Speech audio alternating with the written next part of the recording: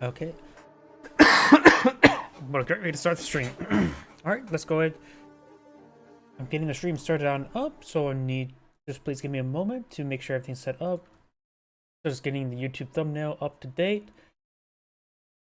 And I do know one thing as well. I definitely ate a bit too much food. So this is going to be a bit fun. You just want to eat a bit too much food? It's hard for me to stay awake. And I may have ate a bit too much. Stop at the grocery store on the way home from work. And you know that feeling where you're like, I'm bloated. That's how I'm feeling right now.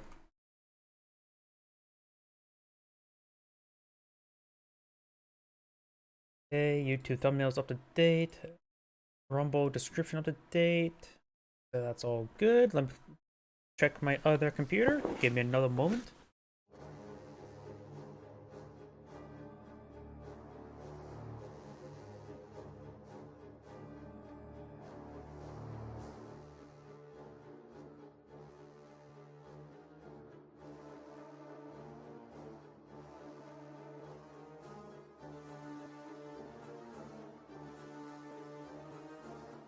And looks like everything's going good on my other computer.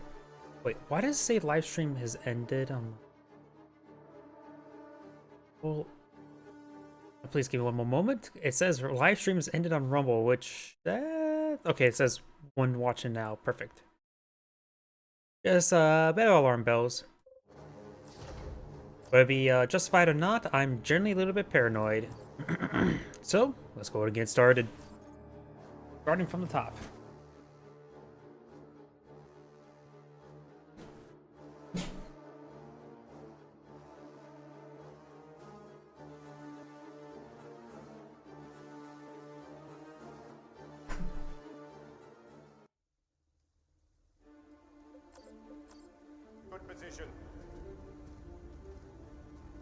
Greetings everyone, and Grade here with another Dawn of War 2 replay. Spawn on the south side as the Apothecary, we have Aki. Spawn on the north side as the Warlock, we have Adilla. Pretty standard build openers, we got Tactical Marines versus Howling Banshees. We got the Guardians going for Requisition, Warlock going for, yeah, that's Warlock, not Sorcerer. I get the term Warlock and Sorcerer mixed up. Go for power, go for power, go for requisition here. So they're splitting up the forces. Tactical Marines kept the middle requisition point. I was got the Howling Banshees doing the same as well. On a side note as well, if whoever's maybe watching this later on as the YouTube replay, there's a slight note here. I decided to switch the file format from MP4 to the MKV. I think that was what it was. Because I've been having issues lately where where my videos I upload apparently getting broken, and while other formats do fine, I think in general they can be interrupted. MP4s, if it does not finish the end encapsulation, I have no idea what to call it, they tend to cause just be broken. Do not this got the Tactical Marine squad falling back to some heavy cover there. Got two Guardian squads and the Howling Banshees now advancing forward, trying to hit that Tactical Marine squad, which they're doing a good job of hitting him. Tactical Marines, of course, very resilient, but Howling Banshees will tie up in melee and will easily win out in melee. Warlock captured the left side of the map. Howling Banshees do find some light cover there. Now they are starting to advance. Apothecary is advancing forward. He's getting a heal off under the squad. Does get a nice heal off there. A near full heal, which means maximum value. And now this Tactical Marine squad is seeing quite a bit of fire as well. Apothecary just staying at range, and the Howling Banshees do fall back before losing any models. Very nice. And the Guardians, however, are still very, very healthy. This one has 497 out of 500 health, so nearly full health. The other one is at full health, so... and... yep, both of them now at full health due to health regen. One power generator here. No power generators here. Point is activated. And now we do have a Guardian weapon team being deployed on out. Assault Marines being deployed as well, so that will be the counter to the Guardian weapon team that is not yet deployed, so or is deployed. So it looks like the Apothecary rolled a little bit lucky in its deployment, and has not gone for a second scout as well.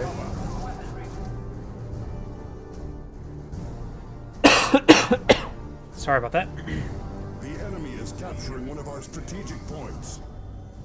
Warlock now sprinting around. Tactical Marine Squad will find the Warlock at range, and the Warlock will go ahead and engage in melee. Apothecaries in the region has gotten 50 energy, so potentially able to get a nice little health bit, plus nearby health regen aura is very nice for the Tactical Marines. Guardian Weapon Team now is advancing forward, and if you got the Assault Marines here, you may spot it there. It does get set the garrison of the Tactical Marine Squad. Assault Marines jump on top of those forces, does knock back half the Banshees as well. Trying to tie up the Heavy Weapons team in melee. Gets a nice heal there on the Assault Marines now. Now the Howling Banshees are pursuing the Apothecary. They need to pursue the Assault Marine Squad, because now the Guardian Weapon team is falling them back. Did drop only one model, which is fine. Guardian Squad is kept at the central VP. And now Howling Banshees is going to say hi to the Assault Marines. Assault Marines still have plenty of health remaining.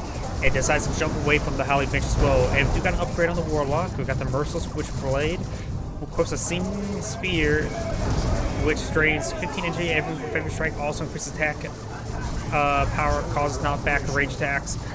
So just a general high-powered weapon. No special ability appears to be. Plasma Grenade does get a great hit there in the Assault Marines. Assault Marines, when they need to fall back, get some large number of health, though the Apothecary could heal them up.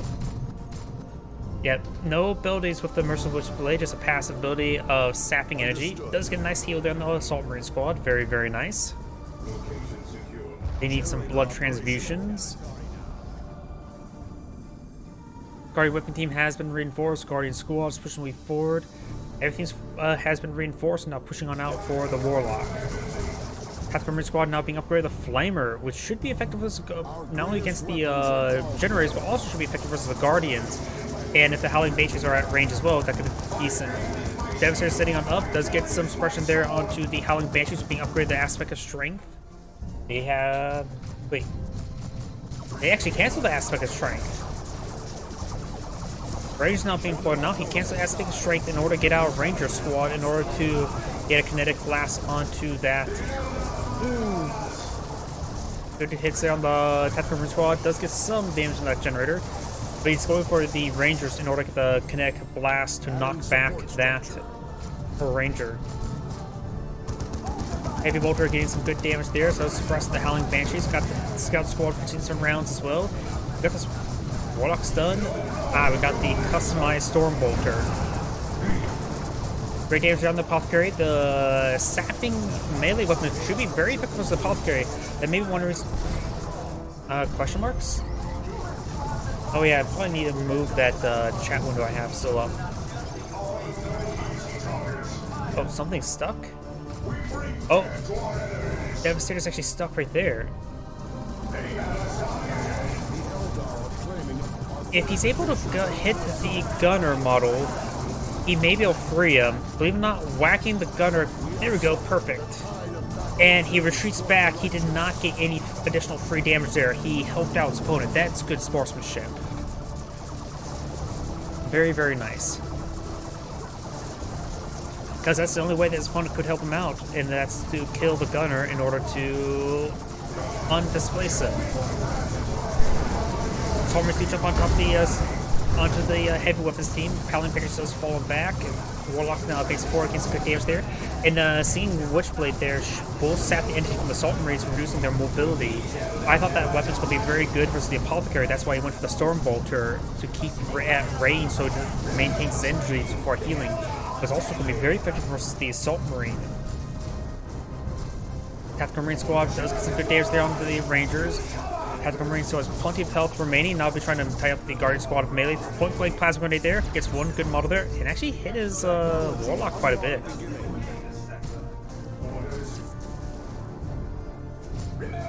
Tactical Marine Squad is just trying to avoid additional combat. We've got tier 2 being researched by the Apothecary now. And Devastator's going to be falling back.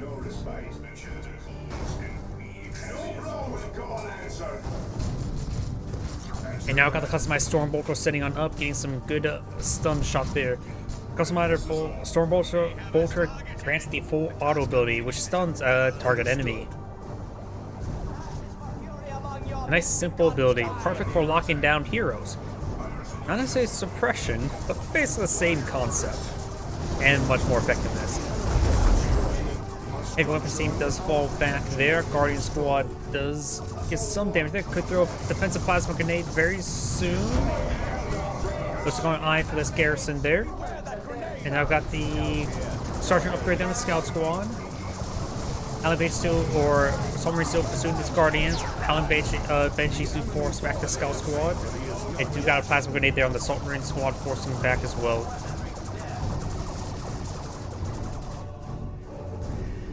Additional units have become available, Commander. Due to now research for the Apothecary, Tier 2 on the way for the Warlock.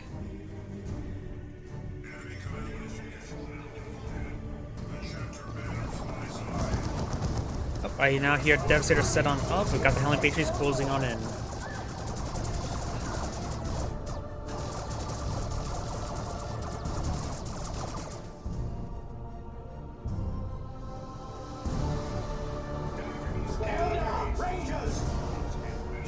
Rangers now firing at range.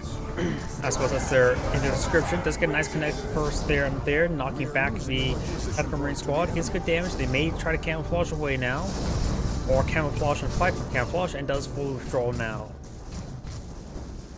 Target acknowledged. Deploy Apothecary medical equipment. Apothecary now being upgraded with the improved medical equipment. We do also see the Razorback on the build queue. Guys are sitting on up. Got the Howling Banshees to get shot in the face in front of the Assault Marines. And it's time for the Devastator Marines up in melee now. Assault Marines do get some knockback on the Guardian Weapons team. Devastator receive massive amounts of fire. They need to fall back. They should be able to escape on out there, and they do withdraw now. Assault Marines does pursue the Guardian squad and does force them, both of them back as well. We do now have the Wraith Lord being employed now. That can be upgraded to Shuriken Cannon. He doesn't really need a Bright Lance to take on the Razorback. The Razorback's not a massive threat in my opinion. Not one to worry, get a Bright Lance. He can just focus on the melee with the Wraith Lord against the Razorback.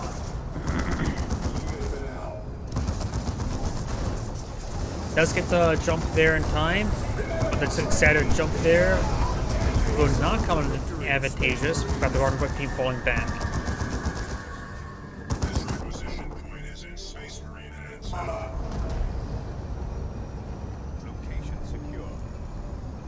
Understood.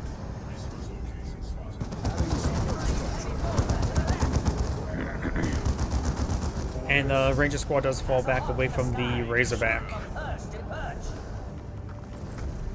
We are going to see the Bright Lance upgrade there, so he really wants that Razorback dead.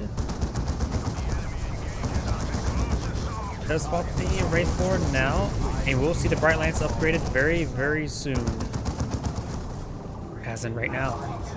We do now have the Assault Marine squad upgraded to Sergeant. We do got the Howling Banshees here, upgraded to Aspect Strength with the Officer Leader. And this Scout Squad receives lots of fire there. Gets a great special attack or ranged knockback from the Warlock.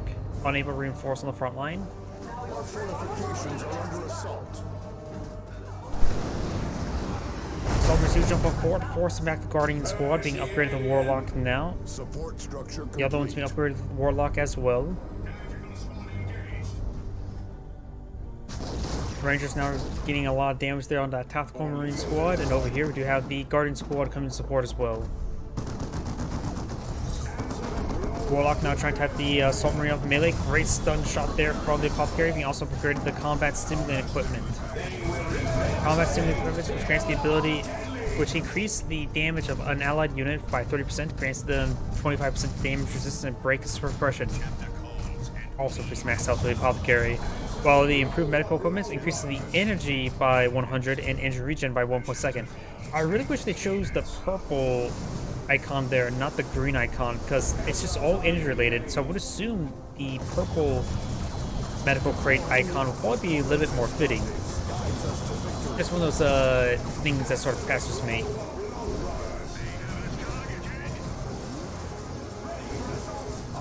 We do got the one power generator does go down, the other one has been destroyed as well, so there's two of them are destroyed. Over here, do you have the Ranger squad falling back, severely wounded, Razorback and Scout getting some good damage there. Both Guardian squads going to either sprint away. Assault Marines trying to pursue that heavy weapons team. He does manage to fall back before getting deployed. Does use the combat stimulant equipment there onto the Assault Marine squad. Gains good damage there, good plasma grenade there. And we do also have the A global ability being activated. Throws out another plasma grenade there. The Apothecary does get the reinforcements started. He does have the Sergeant still alive. And now got the Warlock now upgraded with the Champion's Robe, allowing him to use energy as health.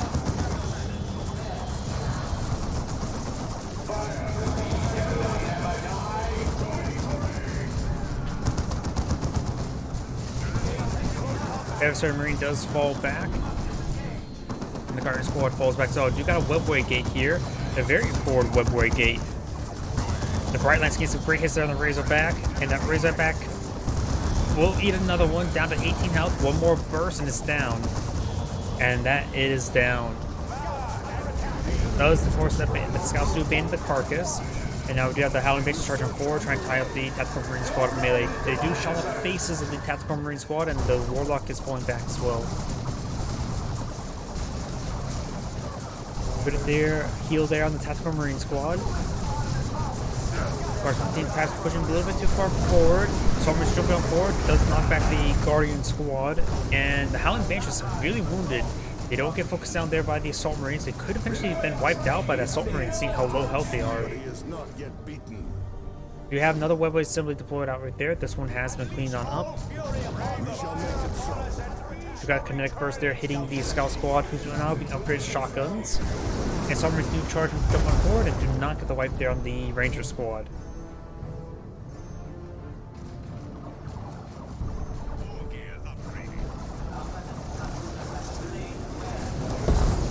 Tactical Marine Squad receiving quite a bit of fire there. Does lose the Sergeant upgrade.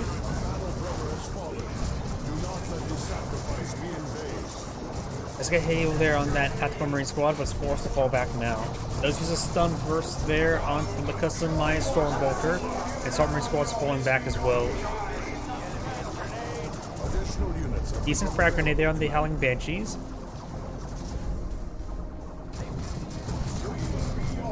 Now the Devastator has been upgraded to a bright Blast Cannon, not Bright Lance.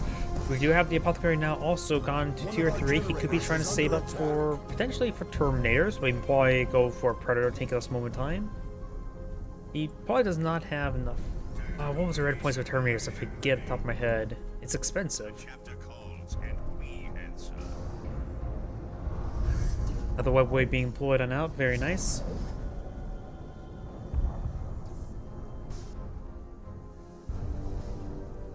Chapter and Emperor. Target acknowledged. Scouts here. Go ahead.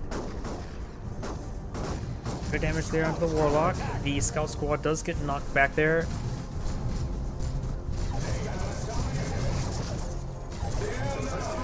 And now the Assault Marines are getting suppressed there by the Guardians Web team. They do jump on top of them, able to get some good damage there.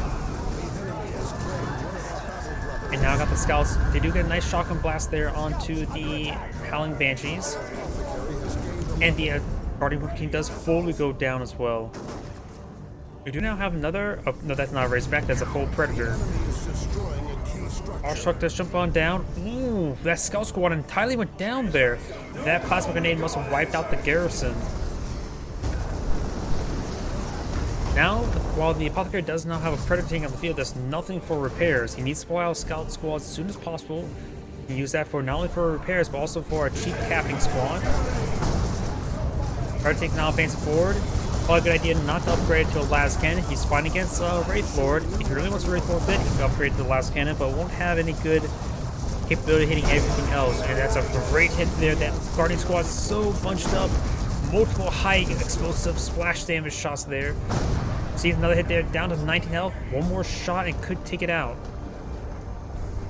Nope.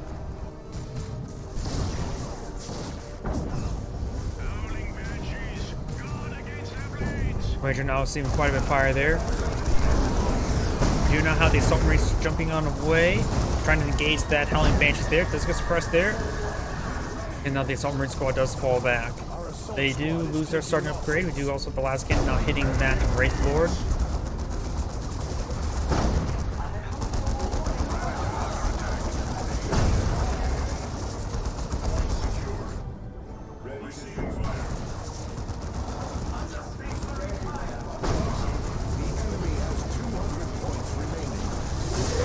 Guardian squad's now seeing a bit of fire. We do have the Predator tank now getting some great hits there. I think it does force back that squad now.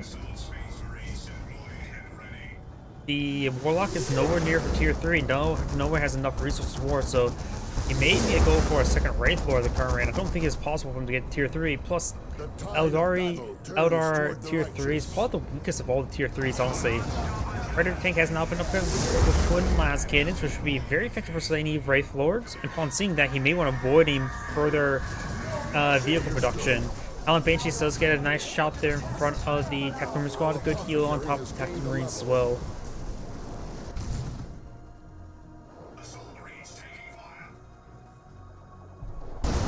Marines do find a good jump there, but will receive some damage there from not only the Oshtark, but as well as the Wraith Lord. Oshtark has been upgraded to the Executioner. I'm more biased towards the fusion gun.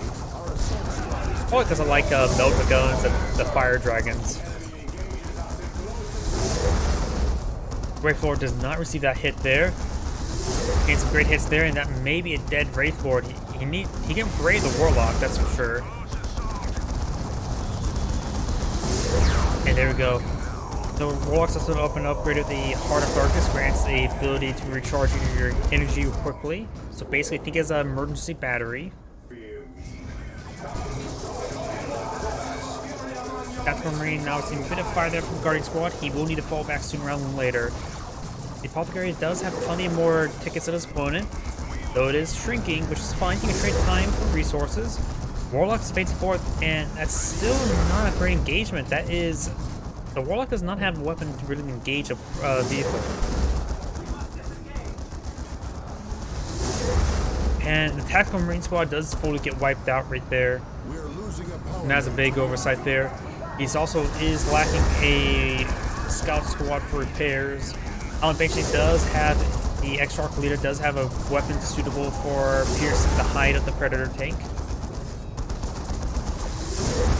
And now the Warlock, or the Howling Banshees, is falling back. Victory, Space Marines.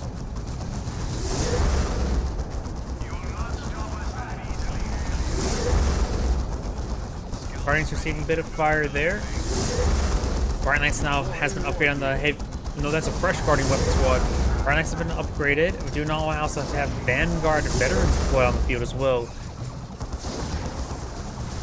Apothecary does tie up the Bright Lance of a melee. Vanguard veterans do jump on forward, and the Ranger could be wiped out by the Vanguard veterans.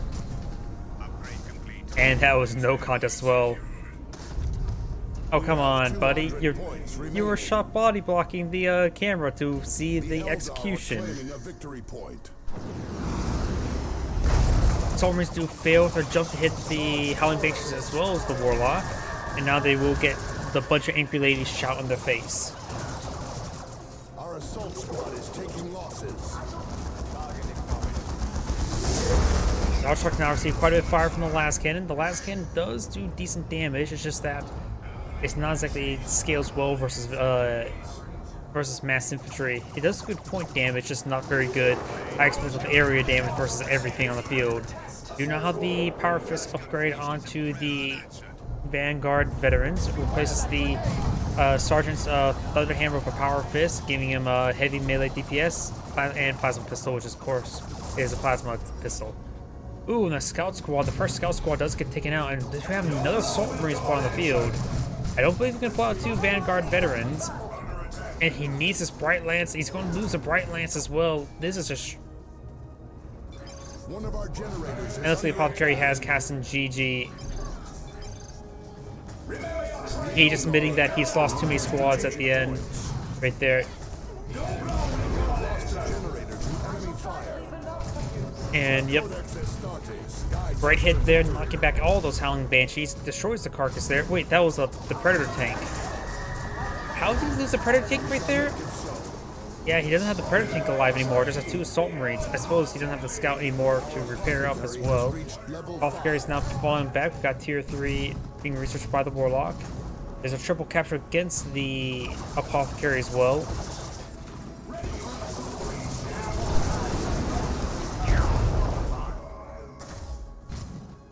Let's destroy that shield generator as well.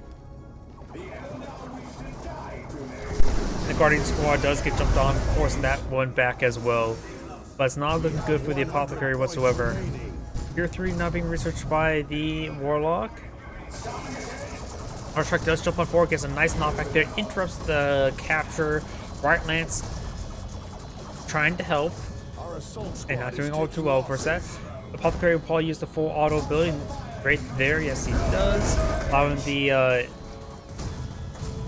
more fall auto raining on in. The Vanguard Vengeance gains some great damage to the Architect. The Architect may get fully wiped out, does get fully wiped out there. Vanguard Vengeance now advancing forward. I hear a bunch of stuff teleporting in. We've got a massive army here of two Guardians, or just, yeah, two Guardians, Warlock, and Howling Banshees. So literally the rest of the army is here. Bright Lance will fall back, and now we do have a Librarian being put on the field. Apothecary does heal himself right there, but still needs a full retreat, and goes down. Vanguard Vengeance in pursuit. At this point in time, I would say the Warlock player should try eyeing to pull out some Seer Council or another Autarch. As right now, his opponent only has infantry, so the Seer Council would not be half bad. Ooh, great cast there. Librarian's now advancing forward, trying to get some good damage in. Warlock does activate his shield generator there, starting to jump in on top of the Librarian. And that shield can withstand quite a bit of abuse from the Apothecary.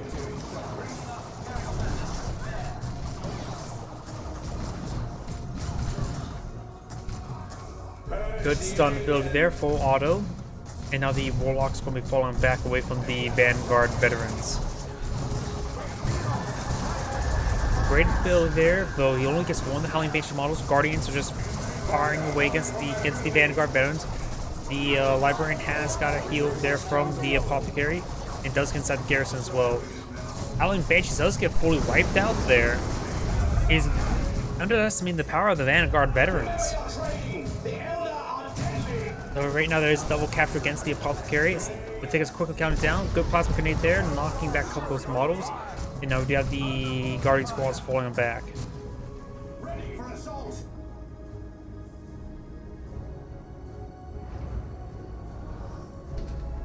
You have another Assault Marine squad put on forward. That's quite a bit of Assault Marines. He must be really eyeing for field control, rapid mobility for that. Architect trying to capture up this VP now. Even getting decapture is going to be very, very problematic versus the Apothecary. Architect does make her way back up north. There's a soft retreat, however. Librarian has captured the left VP.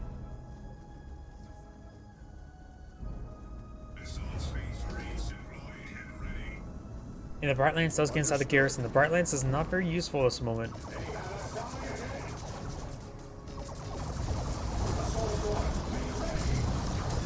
Assault Marines do receive a hit there, get a nice little knockback there to get decaptured, and Red does save that point. Assault Marines do fall back there as well.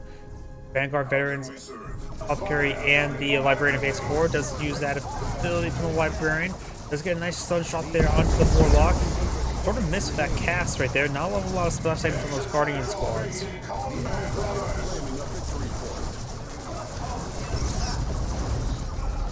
Decent plasma grenade there on the Vanguard veterans.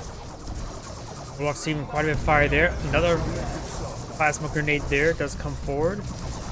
And looks the Librarian does fully get wiped out. Guardian squad does fall back, and the Warlock does go down.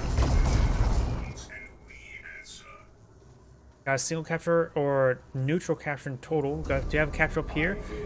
The Apothecary player may be able to get back in. Is that Eldritch Storm?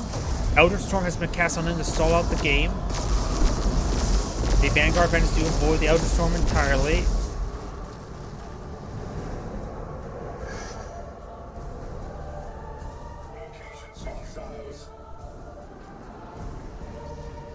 Assault Marines now advance forward. We'll find a pair of Guardian squads here. One of them could sprint towards the VP. He does get inside the one-way gate before he gets jumped on top of. Does get a nice little combat jump there, getting some knockbacks. And now the Guardian's going straight for the VP. Down in the middle, we do have, looks like the Apothecary has gone down. We got a Seer Council now on the field, very nice. I believe the Seer Council is a good choice.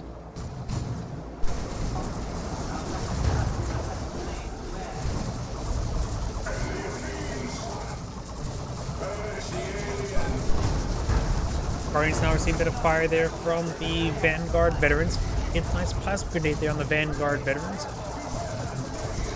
As well as the Assault Marine squad's not completely annihilated. There's still one model remaining.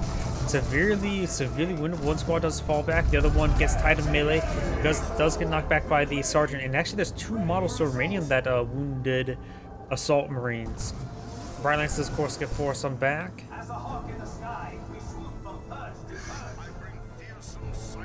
And looks like we do got the Seer Council now teleported forward, trying to deal with that Assault Marines. Nothing's. The Central VP. The Assault Marine squad does go ahead and fall back in time.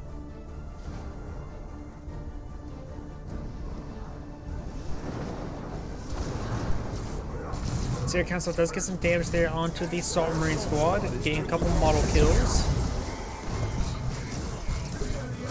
We got the Sunshot there onto one of the Seer Council as well. Assault Marine squad almost fully wiped out, down to one last model there. And the Assault Marine squad does receive more melee hits there, down to 16 health. So, Seer Council still has all of its models, but severely wounded. Archshark right now engaging the Vanguard veterans up in melee.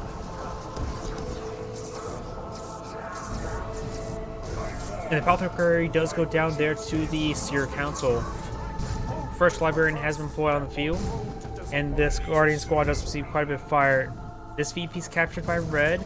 Blue's now counting down. There's a capture against him. Blue's trying to recapture this left VP.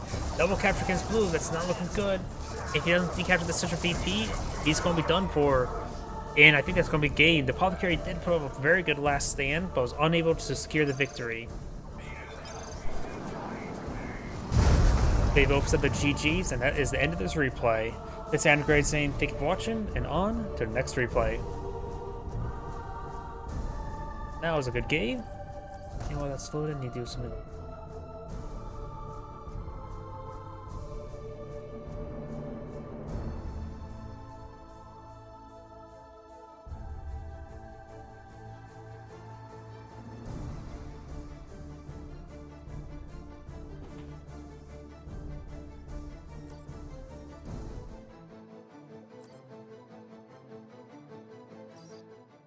Wait here for a moment to allow the music to play, and that will prevent any sort of lack of music bug.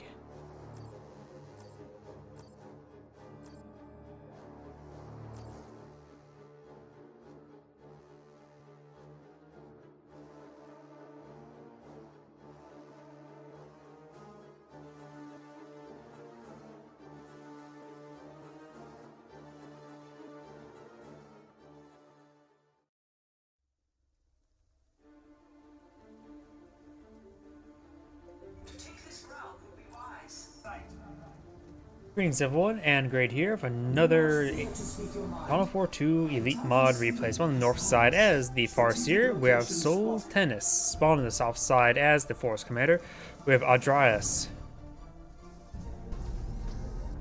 Going for the power point, going for the requisition for nope, goes like double power for the Eldari, the Eldar player, so we may see something being rushed out, such as Rangers or something. Maybe Guardians weapon team, but I'm guessing Rangers. Force Commander now going for Tactical Marine Squad. He has captured this requisition point, and now he has got this power point as well as make his way up north. Tactical Marine Squad's almost fully built out. We do not see another Guardian Squad. Both of these power points have been activated as well, so he's eyeing for something early in power. Support structure complete. And the Force Commander is going for another Scout Squad. Allen Banshees are captured up that requisition point, and they will tie up the Force Commander up in melee.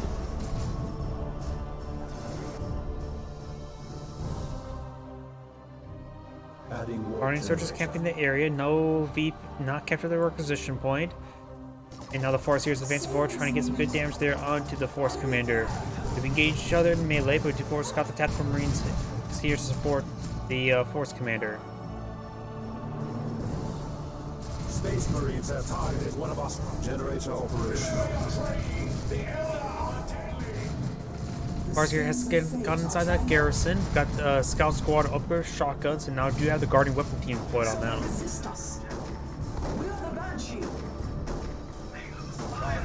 Helen makes us receive some shotgun fire there. You got the Farseer tying them up in melee. And the Scout Squad does see a bit of fire there. Not upgrade for anything just yet. And on the left side, we do have the Farseer pushing the forward, getting some good damage there on that Tactical Marine Squad, but sees quite a bit of good damage as well. Guardian Squad, Guardian Howling Banshees does get forced back there. You see a bit too much damage there. And those points now going to be deactivated. We do have a single power generator over here, and do have now the Guardian Weapon Team now trying to pull it up, trying to find a good angle.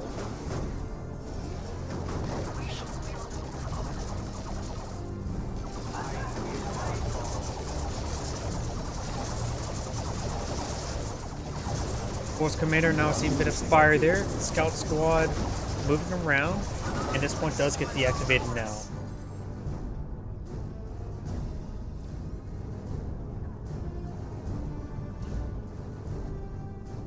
Our kin watch from above.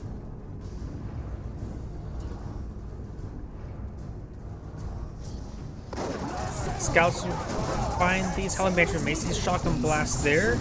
Does get the Sergeant upgrade. Good shotgun blast there. He may go for a grenade now. The Howling Banshees do suppress the Tactical Marines with their shout. And the Farseer will be tying up the Scout Squad up in melee. Force Commander trying to tie up the Farseer up in melee. The Tactical Marines does get some good damage there as well. And looks like she will go and escape out of there, being upgraded through Armor of Fortune. Guardian Squad here has a bit of fire down to 3 models. Frag grenade thrown in the garrison, and he ate that grenade, getting a full wipe there. We do not have a Ranger Squad out in the field, or not being upgraded to the Pathfinder gear just yet. May need a little bit more resources, and perhaps some alive Howling Guardian Squads would be very useful as well. The enemy is claiming a victory point.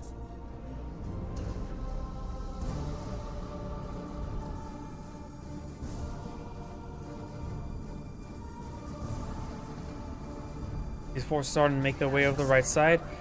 Tactical Marine Squad over in this region. We've got the Assault Marine Squad heading up north as well. We've got the Scout Squad in this region as well. This is not the one upgraded Sergeant. It does find a good volley there onto the Farseer. Armor of Fortune grants the Fortune ability, which is a damage reduction unit on an allied unit for, by 30% for 15 seconds, which is actually pretty good. Guardian Weapons Team ready.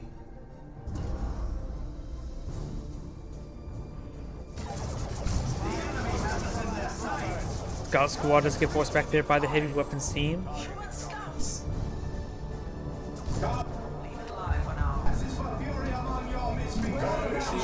Howling Banshees are falling them back, trying to avoid any additional combat. We've got the Assault Marines in this region. We support the cause. Scout Squad eyeing the capture of the Central VP.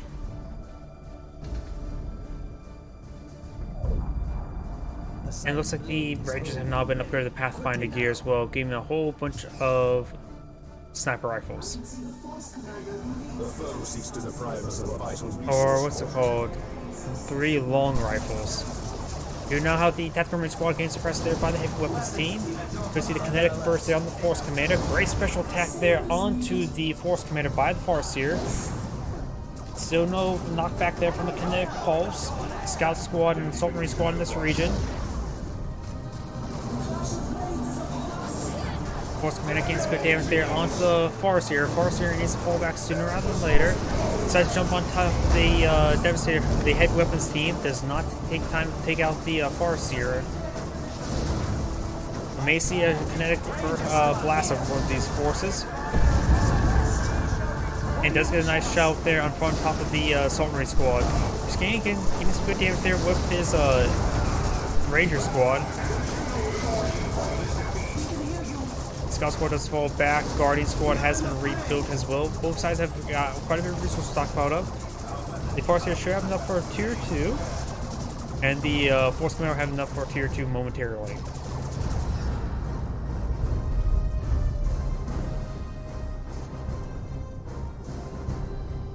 We got additional power generator deployed out here by the Force Commander. I'm basically going to try to hack it apart. Both players are now going for tier 2.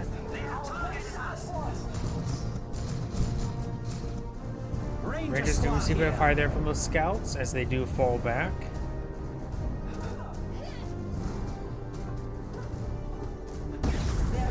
And generator does go down as well.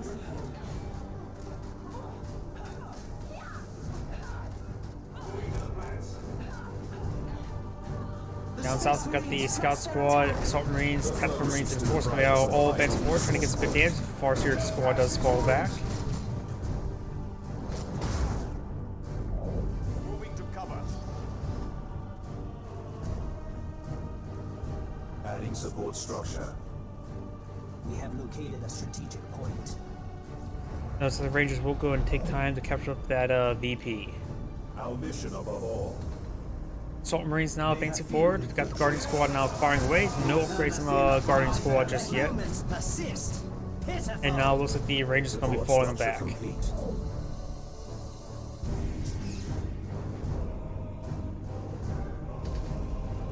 The Eldar host now wields greater weapons. No need for Heard an enemy grenade. The Scout Squad was trying to eye for a grenade there. Rangers have used their utilize their energy, gain some good damage on these Scout Squads.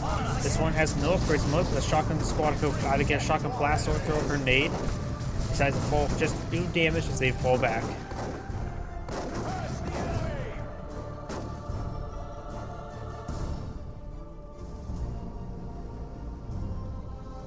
We are losing a requisition point to the enemy. Taking position in the brush.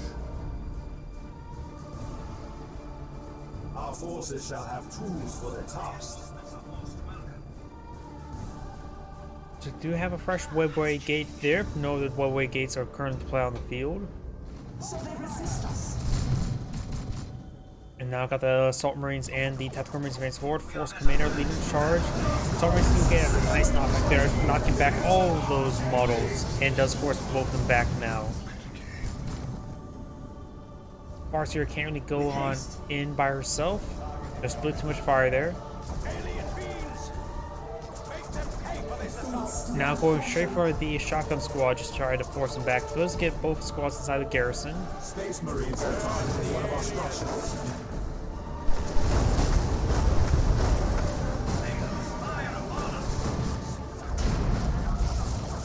Over here, plasma grenade thrown, does avoid it. The Rangers gains good damage there. We do now have a Wraith Lord here, unupgraded, got a Dreadnought on the field queue for the Force Commanders. Once in that Dreadnought, maybe we're going to get the Bright Lights upgrade there onto the Wraith Lord. Pushing the Melted Bomb upgrade onto the Submarines as well. Apparently they are suppressed by the Heavy Weapons team. They do jump on top of the Rangers, trying to displace them. The Rangers are not very durable. They only have 450 max health, at least at level 1.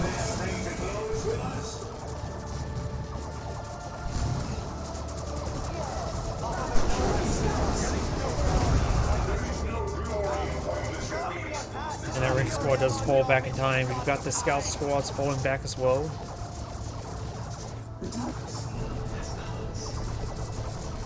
Offer them no easy target. Raise fire upon us and we shall return it.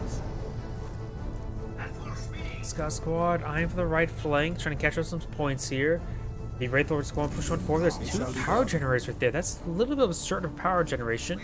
Having 5 generators on the field. Has a bit of requisition stored up, and he has now gotten his Stern Guard veterans, currently loading up armor-piercing rounds. The foe seeks to deprive us of One our generator will vital likely go resources. down. And the Dreadnought was actually cancelled as well. Is a tame. Force Command has been upgraded with the Power Fist, a good anti-vehicle melee weapon.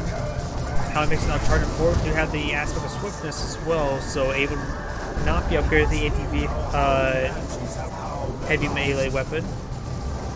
great damage there onto the Force Commander. He does use the Rosaris or Iron Halo ability there in order to get some more health in the form of shields. Melta Bomb does connect there, gives some great damage from the Wraith Lord now. Farseer gains good damage from there, trying to tie up the Stormguard Barons with hard loaded from anti-vehicle rounds.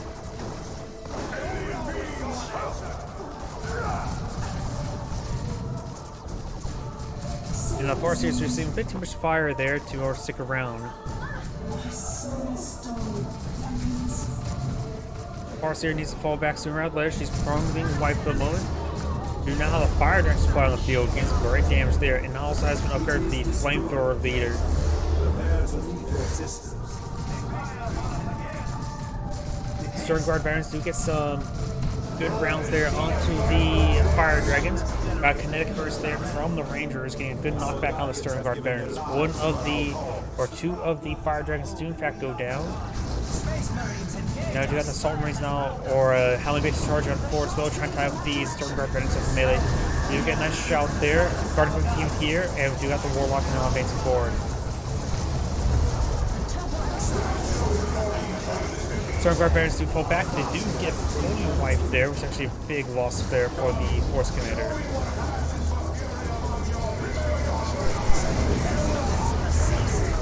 Assault Marines do get a nice jump there. We do also have the Dreadnought now on the field.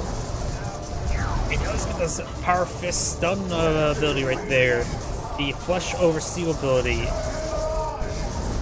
Wraith Lord needs to run away, sustaining a bit too much damage there. Fire Dragons have been redeployed, not fully reinforced. Needs to start hitting that Dreadnought. But looks like the Wraith Lord will in fact go down. It's just going to make him fight to last. Good damage there onto the Dreadnought at the moment. The Force Command is going to take time to type melee the Fire Dragons. Precious Eldar life has been stolen.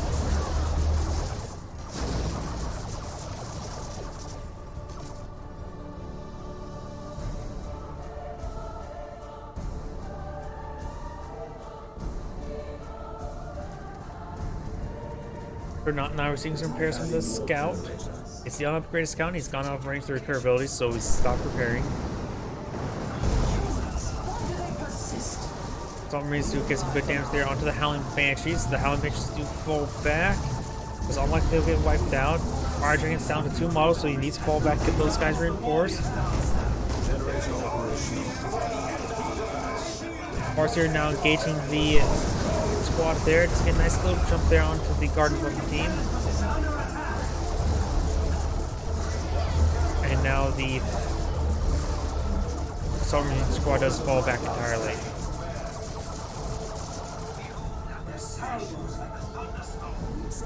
Rangers captured along the right flank. We do got a Dreadnought here, getting some much needed repairs.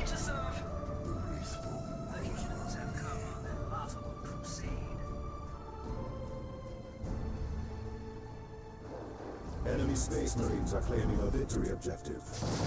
Looks like Rangers getting some good hits there onto the Scout squad. Not sure where they are at the moment. Our camouflage hold. Way down there, actually. Base is charging forward, trying to get some good damage there onto the Scout squad. And a nice shot there, forcing back those Scouts.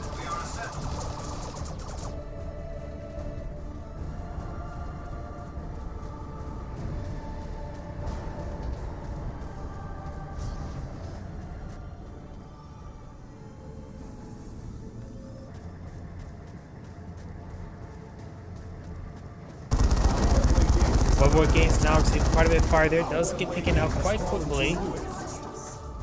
The Howling Banshees are in the region, trying to avoid any additional fire from the Assault Cannon of the Dreadnought. Wraith Lord has been upgraded the Bright Lance as well, so this should be a very, very good engagement there for the Wraith Lord. But we still got the anti-disable ability right there. It does take out disable the Wraith Lord. Fire Dragon still firing away, but they're hitting the Force Commander. Force Commander is down to half health. Good plasma grenade there, getting a great hit there onto that Scout squad. Assault Marines to tie up the heavy weapon steam up in melee. Do fall back. They should escape out of there. Has plenty of models remaining.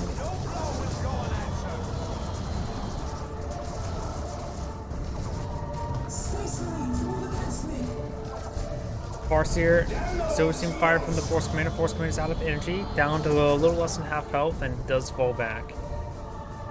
We are assembled. Our reinforcements are Assault Marine squad sort of dancing around, trying to avoid any additional combat. The reinforcements are walking up. The humans persist. Pitiful. Our Rangers have met their end. And now we've got the Ranger going on down. Howling Base is charging forward, getting some good damage there onto the Assault Squad. The Assault Squad does fall back now. Howling Base is now sprinting forward, trying to pursue, getting some good damage in. They may get one more slice or two.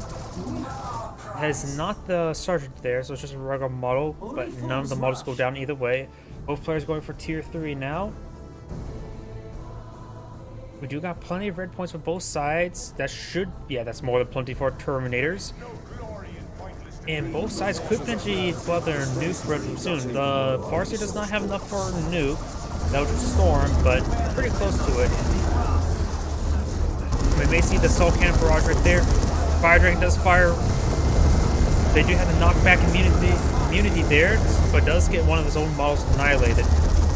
Force Commander trying to tie up the Fire Dragons up in melee. They do get inside the garrison. Right lanes with the Wraith Lord advance forward, getting some great damage there, but the Fire Dragons are hitting the Force Commander. They're not trying to run away from the Wraith Lord. You will see some more Bright Lance hits there, as well as sword hits. Giant sword hits. More Fire Dragon shots there, and there goes the Dreadnought. Two Scout Squads here couldn't get the repairs in time. The unupgraded Scout gets annihilated. The other one is still in the region, has all its models. And the Melt Bottom does connect onto the Wraith Lord. And now it's going to be taking time to deal with these power generators. And now we do have the Farseer there. It's just all +10 next to the Farseer. That could have been the power generator. Howling Page is pushing way forward. The VPs are very similar, 278 to 260. So the Eldar player just surpasses his opponent in VPs. And now we got the Howling Pages doing falling them back. We got the Farseer pushing around, receiving some fire.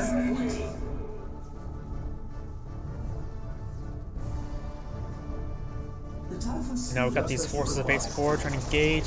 We do have the Guard Swept Team getting some good suppression there. The Guard Swept Team seeing quite a bit of damage there. Melch Bomb does connect onto the Wraith Lord, getting repaired up, but there's no real weapons to engage the Wraith Lord at the moment. Last Monday does get thrown in the feet of the Wraith Lord. And these forces are advancing forward. We may see Terminators deployed in mid-combat, I believe. Assault Marines receiving private fire, trying to deal with the heavy weapons team. The heavy weapons team, the guard weapons team does get fully wiped out there. The Wraith Lord is receiving more and more fire there. Oh,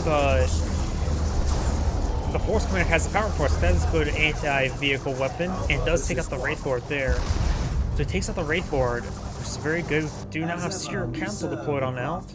The Force Commander has a mass reserve of resources. He may be eyeing for a Lane Raider. Or that could, is it an Orbital Strike or Dreadnought or Terminators? We do see some Terminators. Terminator Assault Marines, Assault Squad has been deployed on the field. That is something you don't want to be teleported in front of you.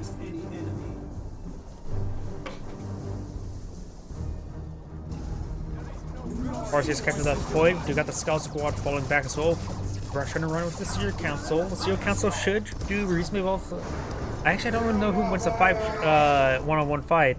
The Assault Terminators or the Seer Council. They're both melee. It wouldn't surprise me if it gets pretty close, but do have some supporting forces there, including the Howling Banshees. We also got this here. No, that's the Warp Throw ability. We do have the Gravity Blade now being activated, stunning and throwing back all the Terminator models as Assault Marines are receiving good fire there, but does get some great knockbacks as well. Assault Marine Squad needs to fall back sooner rather than later, almost getting fully wiped out. And Assault Marine Squad does not get fully wiped out there. He could have waited around a little bit long to get that Assault Marine wiped out. Wait, that is the Avatar War. Avatar War now in the build queue. Assault Tornadoes still have plenty of health remaining. Objective. And now, just to get from that point of running away, Force Commander eyeing the central VP, so soon there'll be a capture in favor of the Force Commander, evening out the ticket lead. Our kin watch from Howling above. Banshees, Seer Council now advancing forward. Assault Marines all have trouble beginning 2v1. But of course, the Force Commander is in the region. He does have the Iron Artificer armor for a nice amount of health and health regen. Basic but decent armor. Does have the Iron Halo and full energy reserve, so it's actually pretty similar engagement. I think if they would have, both squads would have gauged each other, it probably could have gone either way. All depends of how many knockbacks, special attacks, and all that sort. You now have a webway gate being pulled out right there. Assault Terminators trying to capture the central VP. Let the 99th sword be honed and made ready for Fury war. among your misbegotten kind. He does spot the webway gate there. The sergeant is a good spotter. And now this Fire Dragon squad does get forced back. Their weapons, of course, good against everything. Great knockback there on the Guardian squad, and he did not get the full capture there. Assault Marines could take time to recapture the point. Got the Scout squad and Force Commander and the Terminators advancing forward. Scout squad needs to capture up that point. Got these guys camouflaging forward. They do get reviewed by the Scout squad. Seer Council is trying to hit that Scout squad. Is a nice easy target for them. Howling Banshees shouting faces. Does get a nice shotgun blast there onto the Howling Banshees. Scout squad does fall back. Assault Terminators now starting to close the distance there. Assault Marines receive quite a bit of fire, so has the Howling Banshees. Assault Marine squad does fall back. Seer Council right here. I'm not sure where the Avatar of War is at. Right here. That is right there. The Force Commander will spot the Avatar of War now. Oh, that's a nuke. Oh, and he hits his own Seer Council a little bit as well. Of course, that's just a Force Commander. That was a waste of ability there, honestly.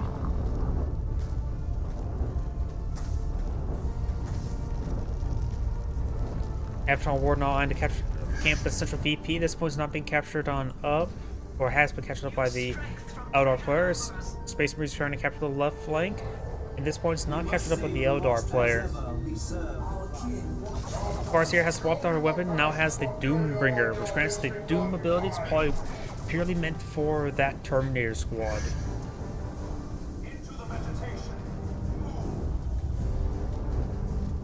One of our structures is being attacked. Webway gate now receiving quite a bit of fire as well. We got the Farseer and the Howling Banshees capture the central VP. Now got the Fire Dragon Guardian squad advancing forward. We got the big cone of death right there. Hits one of those Scout Councils. Did a bit more for the Assault Marines and the Scout. Terminators as well as the Force Commander now advancing on forward. You got the Seer Council quite wounded. Taking withdrawal, so the Fire Dragon does get inside the garrison there. Very nice. Force Commander now receiving a bit of fire. Scout Squad does throw a grenade in the garrison. Let's get back in the garrison as well. Howling Banshees now in the mix as well. Guardians now firing at range. They've got the Doom ability there onto the Assault Terminator. At this point in time, as much as the hammers probably be good versus the... Yeah, they probably need to keep those hammers to engage the Avatar, not go with the Lightning Claw. A valuable strategic The Craft world shall rejoice in our victory. And looks like the Force Commander decides to back out of the game. Maybe a little bit too early. He still had... I probably would have backed out after using an Orbital Strike, but he decides to back out of the game. It's just... He didn't really need to back out at this moment. There's still plenty of tickets to play around with. I think he backed out too early, honestly. By the way, this is Android saying thank you for watching, and on to the next replay.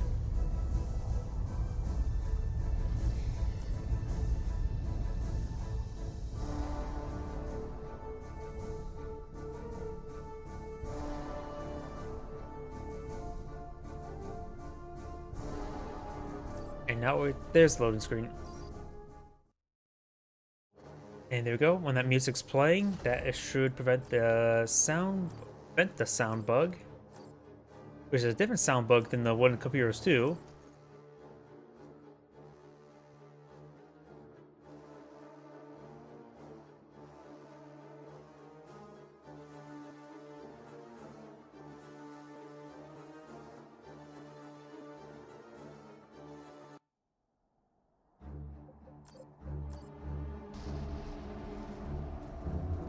Greetings everyone, and Grade here for another Dawn of War 2 replay. Spawn on the north side as the Chaos Lord, we have Pax. Spawn on the south side as the biggest and the strongest, we have Critical, 32-bit. Or just 32. We now have the Sluggers capture the left side. Or, no, that's the right side. On the other left side, we have the Shooters. On this left side, we do have the Chaos Lord, and in the middle left side, we do have the Heretics captured the central power point. Heretics going to be captured at the points. We've got the Chaos Marines advancing forward. We've got 2 Shooters for the War Boss, more Heretics for the Chaos Lord, so pretty standard build openers for both players. Forces obey you.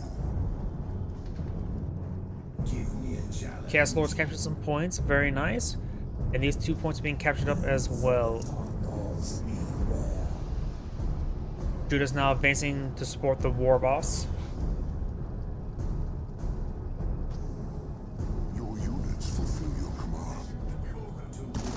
And the Shooters will find the first strike. Does get some damage down the Chaos Lord, knocking him down 50% health, or reduces health by 50%. We've got the War Boss engaging the Chaos Marines.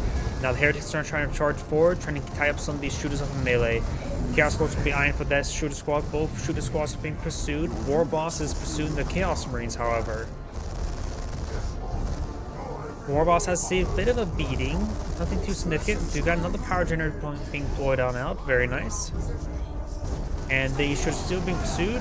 Does have the Shooters manage to back away a little bit to allow them to start shooting onto the Chaos Marines, or Chaos Heretics. And now you got some Storm Boys. Oh no, those are Ludas. I always get the icon of the Ludas and Storm Boys mixed up with these really small UI scaling. I really need to figure out a way how to make the UI scaling bigger. That's probably something really stupid, simple way of doing it. Probably some sort of Steam launch command. It's just that I just don't know it. Because this is incredibly small. Luckily there's a button up here to change the scaling of the cursor. Because honestly, in Cup Heroes 2, where they don't have the capability, it's really hard to see the cursor when you have a 4K monitor. We do know how the Chaos Lord is receiving a bit of fire from these Shooters. Chaos Marines and the Heretics now trying to pursue the Sluggers.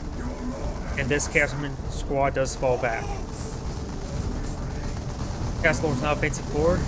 We have the War Boss capture the central VP, and we got the Ludas now go on the field.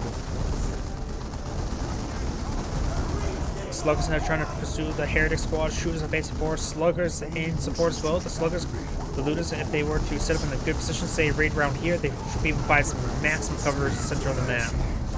With those Ludas on the map, his opponent may need to go off some Raptors. As much as I'm not a big fan of Raptors, this may be one of the few times where I'll say go for them. I don't like Raptors. They don't scale all too well in my opinion. Grenades raining on in, gets good damage there. Though, didn't the Raptors now... Oh yeah, Raptors can, I believe, now have a bit of upgrade potential as well, where they can get out melter guns. Jumping melter guns sounds like a fun unit. Just got one of the power generators there. Grenades raining on in, and behind the heavy cover there, though the other guys are armed with assault rifles, so putting them on the front line wouldn't hurt as well. Is there some sort of WOG banner? I see this aura effect there. Nope, it's the boss bowl. I see that aura effect there. The boss bowl dignifies him as the boss. Give ground to the enemy. Fight harder. Over here, you got this Heretic point decapturing with the VP. And more grenades raining on in, getting some great AoE splash damage.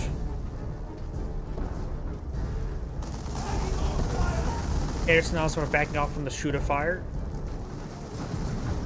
And now I've got these Ludas pushing forward. Does get a nice knockback there from the Heretics. Oh yeah, how did I forget the knockback grenades? You don't need Raptors when you have knockback grenades from Heretics. Chaos Lords are now advancing forward. These forces all getting corralled into this little choke point here. Burno's trying to deal with the Heretics. Heretics do get some damage on this power generator, but right now the Orc's not in a great position. He's pretty wounded. The War Boss is down the front line. Shooters gain some good damage, but both the Shooters are wounded. The Slugger needs to fall back. Burnos do fall back now. The Shooters are severely wounded. They may need to fall back for better reinforcements. And do have more grenades running on it. They're also pretty stacked up, so the grenades will do some good AoE damage. Assault rifle's not pushing forward. Of course, the Aspired Champion itself does get the bolter gun. Great damage there on the Luda, and now the Chaos Lord's going to take the opportunity to advance forward. Luda needs a full withdrawal at this point in time. Shooters are sustained too much splash damage there. Now I've got the Burners of War Boss now advancing forward. And tier 2 will be on the rebuild queue there for the War Boss. Grenades running on in. Havocs have been put out for the Chaos Lord. The War Boss may be able to flank and get a good hit there. Burners are getting a good flank as well. Now Burners are advancing on forward. You got the Combine Flamer upgrade on the Chaos Lord. And now the Burners and the War Bosses are trying to engage these weapons. Heretics, or the Shooters, should be reinforcing as well and probably make their advance soon. If they're making the advance now, they're going past the power generator. You have the Chaos Marines getting some good damage there at the Burners. The Burner Squad may get fully wiped down. Down the one model there at 3-0 health. So he does lose the Burner Squad, so now he no longer has access to any sort of repairs. So he may want to avoid, at the time being, the pulling out War Truck, unless you can get out Slopes at the same time. The War Boss is not very good for Wrench. He probably does better at wrenching than Wrench is. Let's get a nice Combine Flamer burst there onto these Shooters. Luda does get splashed a little bit as well, or singed a little bit. It's not water, it's fire. Demon fire, but still fire. Chaos Marines advance forward. He is going for a Death Dread, so after that he will only get a first Slugger. Having a Slugger out, Sluggers are relatively cheap. You can go around and use them as a capping squad. He is not needed for repairs. Heretics trying to pursue the Luda. The Luda does fall back.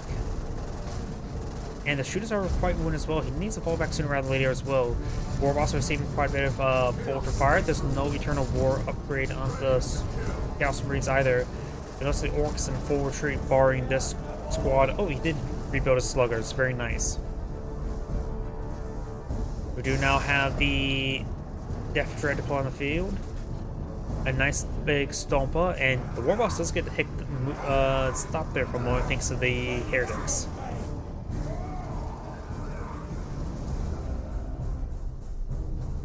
Our temple's dark majesty grows with our Death Dread now being upgraded to Burna and Blitz, which is very similar to Dash and Dine. And a horrible joke.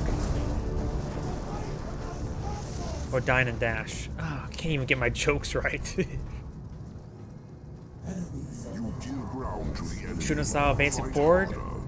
It looks like the Wounded Squad's going for the central requisition point there. This one's going for another requisition point. And the Death Dread's going straight for the power generators. The BPs are very similar at the moment. The Orc has 492, the Chaos Lord has 422. Small difference, honestly. And now it looks like the Death Dread's going to just to smash down the power nodes since it's tied up in melee. Can't burn down the power generator just yet. And it looks like going to go and punch or assault and destroy the power generator. We do now have a Plague Marine on the field. He's going to stomp his way away. More hits there from the Plague Marine squad. Does stomp his way around that line of sight blocker there.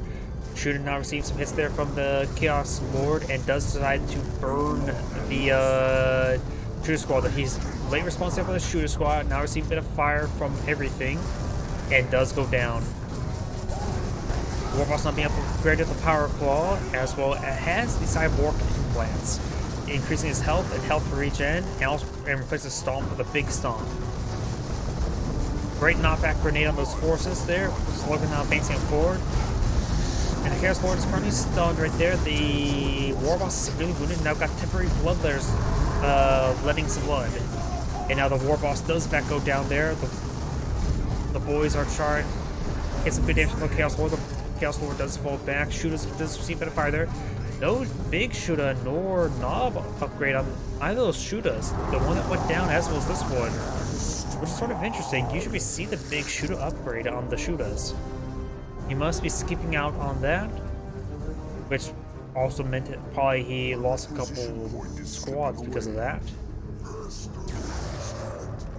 Looks like the war boss has been redeployed, and now the Slugger Squad is getting reinforced as well.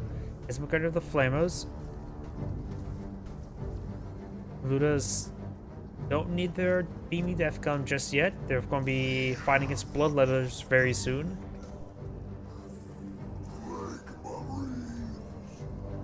Now these Plague Marines advancing forward. They'll get some damage on the war boss, nothing too significant.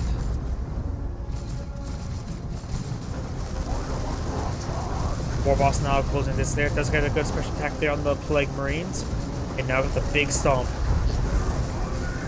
Now stomps the Chaos Lord, and it's going to avoid the Chaos Lord to whack apart those Plague Marines. The Chaos Lord has now been guarding the armor of the Inferno, giving him a more or less a mid-range artillery barrage ability. Heretics do close the distance on the Looter Squad, forces them back.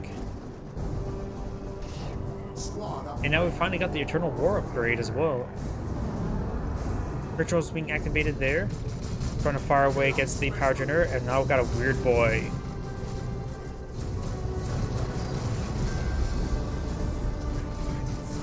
Death Dread still on the field. And we got one power generator going down. Plague Marines now in the mix as well, getting some great damage there. If the Death Dread's able to engage the Plague Marines in melee, that would be great for the Death Dread. Or the Burners, something to tie up the Plague Marines with melee. That missile is the only thing I believe that can pose a threat to the Death Dread. Yep, that's it. You can upgrade the Chaos Marine to get out a Melt-Up pistol, which is not going to be really that useful. Great vomit there, knocking back those forces. Here comes a big stomp as well, getting some good stones as well. The War Boss is going for a lot of crowd control. With not only that, also has a weird boy for knockback as well. There's a lot of crowd control effects for the War Boss. Force back the entire army without either side really staying a whole lot of damage. Or in this Heretic. Our node does go down as well.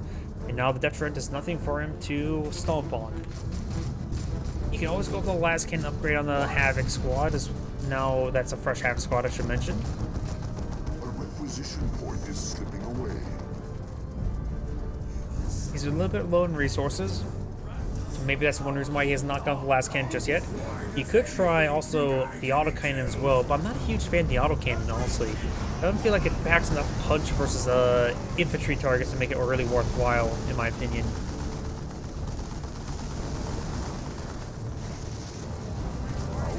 Shooter squad now falling, or should be falling back. Spider getting fully wiped there. Almost getting wiped out, down to 9 health, as little as 4 health.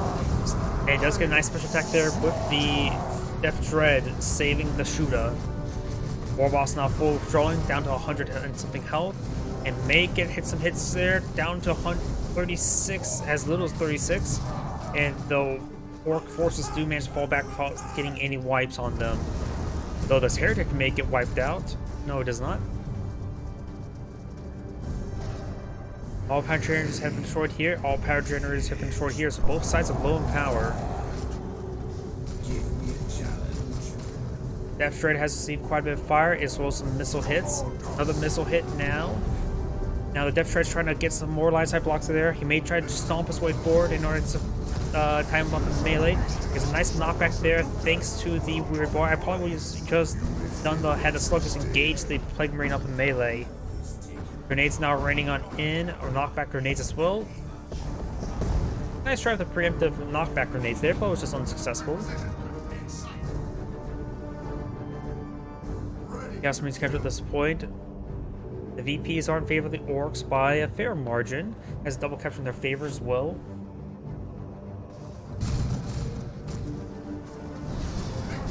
Weird Boys do find a good hit there.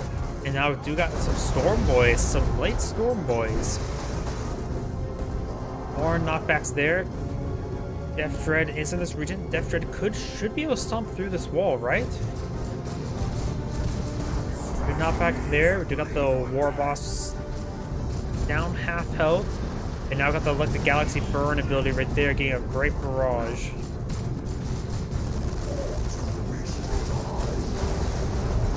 Good hit there. And now we got the Plague Marines getting tied up in melee there. We've got temporary bloodletters being pulled on now. The squad is bloodletters. We've got vomit on top of the bloodletters. And the Stormboys jumping up forward as well, trying to get the squad on retreat. Should be able to escape on out of there. War Boss also got a nice big stomp there, sticking out with 120 health remaining. The Havoc squad is trying to run away for their lives. Bloodletters trying to tie up the Stormboys in melee. And thanks to this ritual there, this Havoc squad is getting some great mobility there, but gets knocked back there by the Weird Boy. Bloodletters still trying to pursue the Stormboys. You probably need to reach this target. Chaos Marines in this region as well, getting some damage down to the Death Dread. And now the ritual is going to be slowly picked apart right there.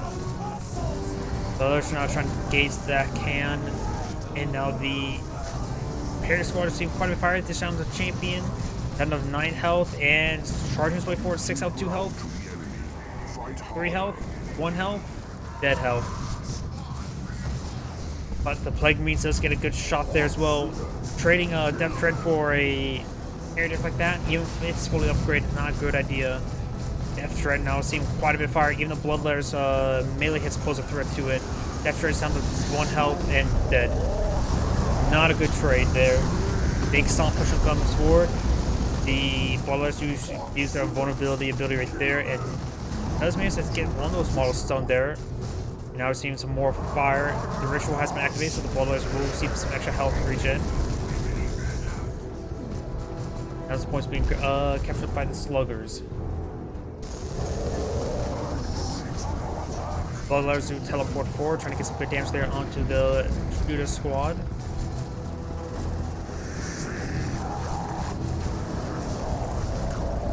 You got a ritual right there as well. Slugs now advancing forward, trying to get some good damage on in. That's just what's called swap ability, if I remember correctly. And now the Bloodletters now trying to gauge the Sluggers of the melee. The Sluggers not doing all too well. Stormboys get a nice knockback there onto the Heretics. You also have the Havoc suppressing them. Does the name of the Mauls there, which does do a nice knockback. And the Stormboys will need to fall back sooner rather than later. Heretic Squad see quite a bit of fire. Heretic Squad down to 1 last model, down to 3 health, 1 health, and dead. So all Heretics are down. No one has any repairs. It's going for a Chaos Dreadnought. And you got another Death Dread being pulled on out. Both sides are just eyeing for just tier 2, no tier 3 for either player.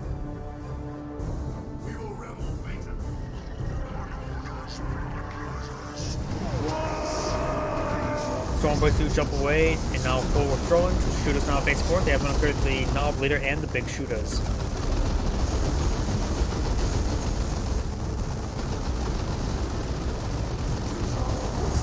Great special attack there on the Plague Marines, knocking him back. And now we've got the Weird Boy advancing forward.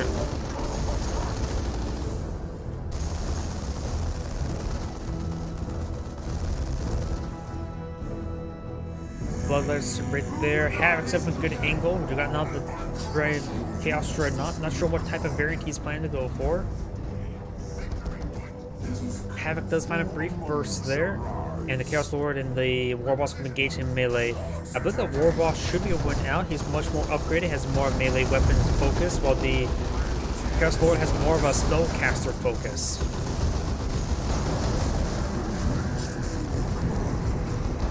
We got another ritual there. We got the Death Dread getting tied up melee by the Bloodletters, even though they're not very good versus Death Dread. At least can still interrupt the pathing. Havoc Squad does get knocked back there. Havoc Squad is severely wounded. Then this launch hit there on the Death Dread. Plague Marines does get some good damage. Chaos Dread not gain close range to that auto cannon. Another missile launcher hit there onto the Death Dread, which is very, very important. Stormboys now tying up the Plague Marines up the melee. Plague Marines manage to sprint away. The Death Dread does go down. War Bomb has been vomited on in. And we also have the temporary Bloodletters as well. Oh, we do now have a beamy death gun fly up with the Looters. Very, very nice. But the Bloodletters do say hi. And now the Looters getting ripped apart by the Bloodletters. And that beamy death gun does go down. War Boss does have, of course, the weapon effect versus vehicles, the Power Claw. And now the Dreadnought is very prone to being wiped out. War Boss still has now down to half health and does fall back, unable to secure the kill. I don't think that second Death Drive is a good idea. He does with the Plague Marines, and it just did not do all too well. War Boss is falling back. Got the Blooders here, capturing this VP. Ooh, the Chaos Lord's down to minimal VPs. Does get a nice stun there on the Bloodletters. Thanks to the Knob Leader. And now the Bloodletters are falling back.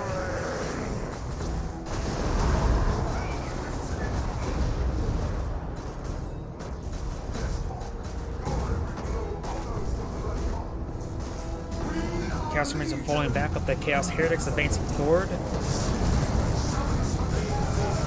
And now the Sluggers may need to get forced on back. One of the Heretic squads just fall back. Wait, are there both two Heretic squads? Does he rebuild both his Heretic squads? No, that's just a Chaos Marine. Needs that Chaos Heretic to start repairing up that Chaos Dreadnought. Needs quite a bit of time for that.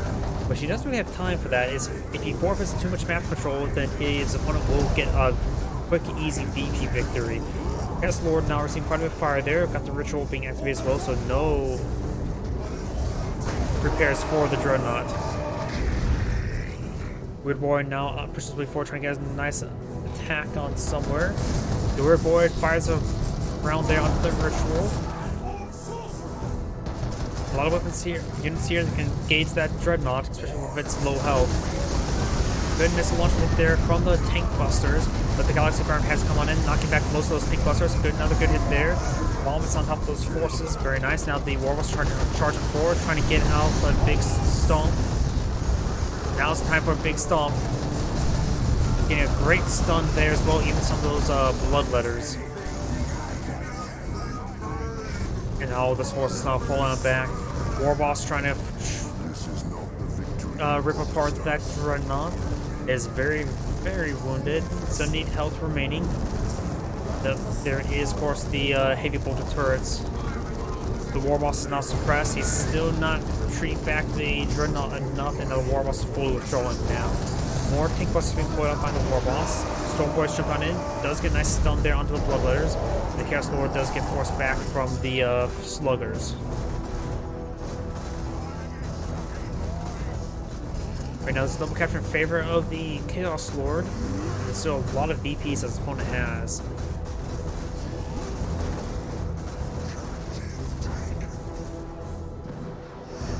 Plague Marines will find a shot there. And it's got these shooters now advancing forward.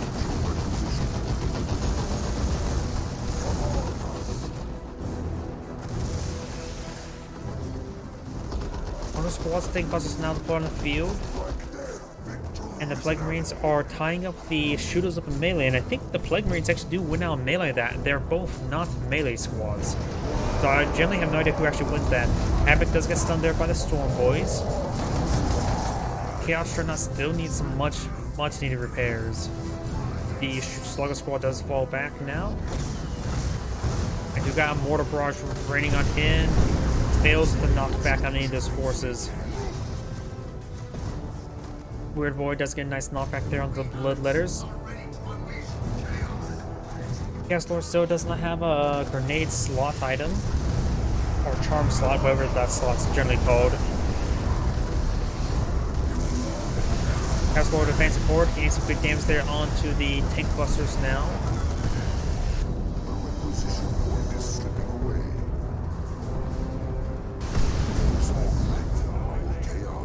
Good attack there onto the Bloodletters.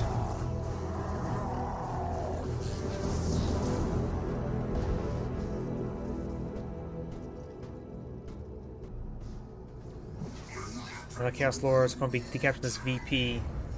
There's a capture against the Chaos Lord, so right now that's not looking good for him. Sluggers are going to try to interrupt the capture. They at least did something to decapture there, but a couple of Sluggers now pushing way forward and does stun the Chaos Lord there. That's threatening the right VP as well, so it looks the Chaos Lord's going to be bleeding off a lot of VPs, and he does not have enough to afford to lose any of them. Heretic does detonate one of the Mauls there, suppressing the Storm Boys.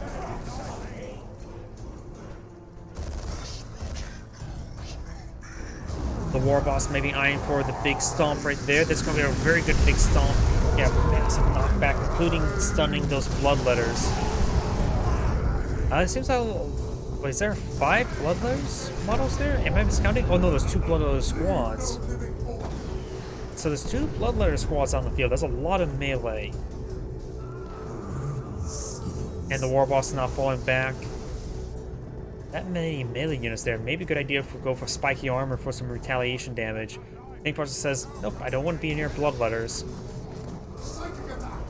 But especially that one guy, watching all of his buddies died. These Chaos Marines, full wipe right there. They were just so low in health, like wondering, is that going to be a wipe? And it was. Storm Boys need to do a close range jump here to stun these bloodletters. The Weird Boy is very, very vulnerable right now. Could get some vomit there, and nope, decides to fall back with all the squads. Let's lose the Knob Leader as well.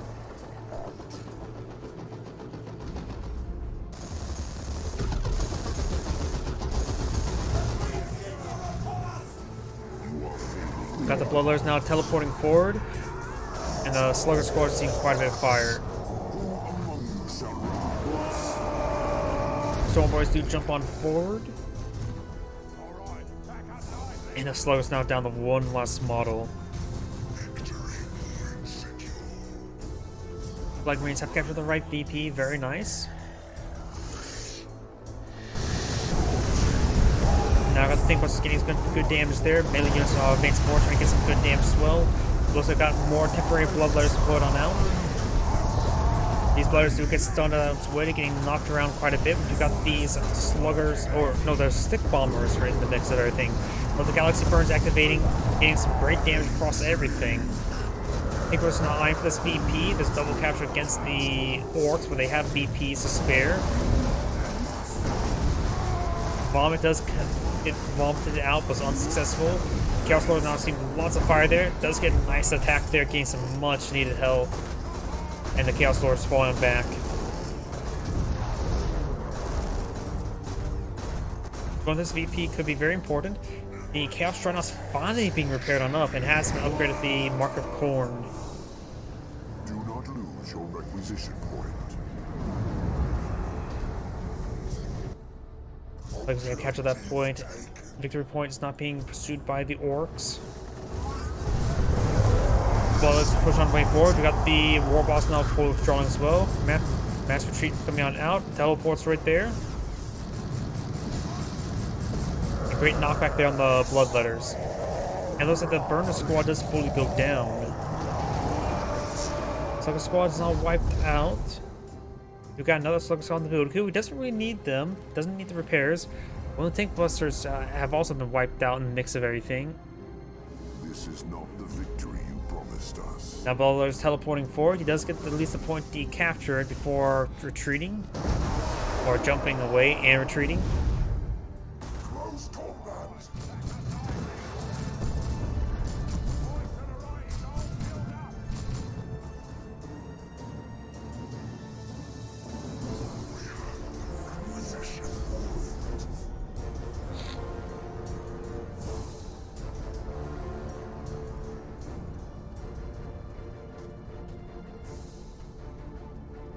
Orcs now starting along the advancing the left flank. We've got the Chaos Dreadnought in this region. Tank Busters do fire a lot of rockets into the ground.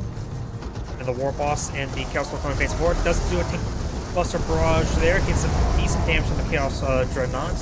Good damage there. Do also got a Wog banner to put him out. The War Boss may use his big stomp. Yeah, it does utilize his big stomp there. Even getting the Chaos Lord right there is very important. Stick bombs not throwing out. There's a stun grenades there. Tank Busters do fall back. Shooters now firing away. Massive engagement here. Puzzles the Bloodletters are charging forward. We've got now the Berserk mode of the Chaos Dreadnought, the Blood Rage ability. Stick bombs allow power to go down. More temporary Bloodletters being pushed on forward. I'm not sure what's left, honestly. The Orc looks like he is getting forced back largely. Storm Boy's now charging forward, trying to capture this VP. Chaos Dreadnought's trying to stop them, so is the Heretics. Got the temporary Bloodletters getting knocked around. War Boss down below half health. Both sides not doing all too well. At this point will be held by the Orcs. The tank busters could try to eye towards this VP. That VP's unsecure at the moment. And now the Storm Boys are falling him back. They do capture that point, stolen out the game right now. You are failing your gods.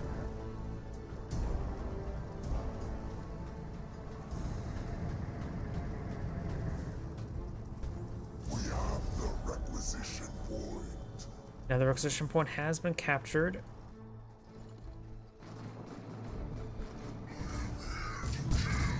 And we've got the Plague Marines getting some good damage down to the Wog Banner. Wog Banner does go down. It looks like it did take some damage over time as well. Interesting. Who would have known that a giant hole can be poisoned to death? Victory point is Maybe those rounds are more acidic than poisonous. You now have the stun grenades raining on it. Does get some of the heretics. Multiple bloodletters here. Stick bombs now charging forward as well. Does get some good special attacks there and some bloodletters. Mass vomit there, not really that successful. Stormboys charge on in, getting some good stuns across the line as well. You now the Dreadnought pushes his way forward. The bloodletters now charging forward as well. Stick bombs getting some damage on in. Tank causes not sure where they're at to engage that Dreadnought. The right VP has been captured on up. Gets good damage there on the Plague Marines. Stick bombs charging forward. The stick bombs will go down. This VP is being decaptured. The Orc is whittling away his opponent's VP numbers. Looks like they got the shooters, but the Galaxy Burn has been activated. Gets a good hit there. And he may need to fully withdraw right now.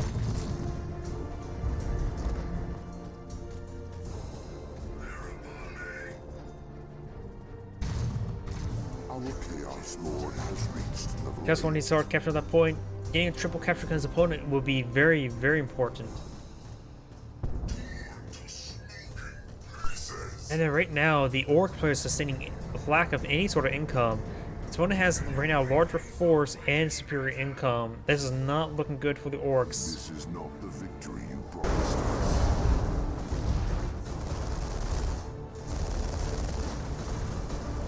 Chaos Lord is eventually goes down. It's down to 39 health, but nope, looks like he will escape on out of there. It's a level 8 Chaos Lord. That's a lot of levels. Health at over 1500. The War Boss is only level 6, and his health is at 1300.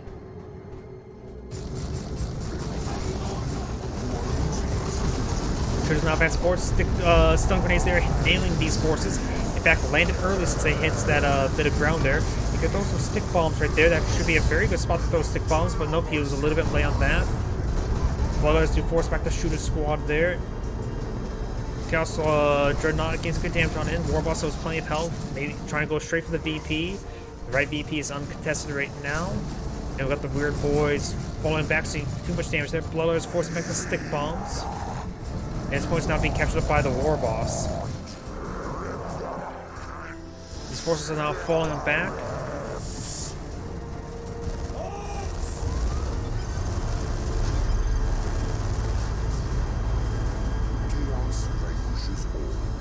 Why did he back out of the game? I guess he didn't want to stick around a little bit longer. He could have potentially held out that VP a little bit longer, but it looks like he's actually backed out of the game entirely. Oh, looks like the Chaos Lord has won. This is Anagrade saying thank you for watching, and on to the next replay.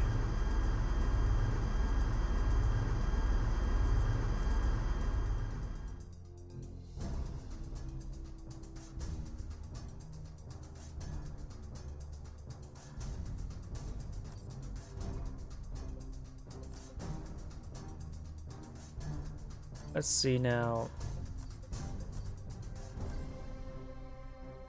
I have 2v2. Yeah, I can probably do that last for tonight. Do that a little bit later. So let's just go on to the next replay.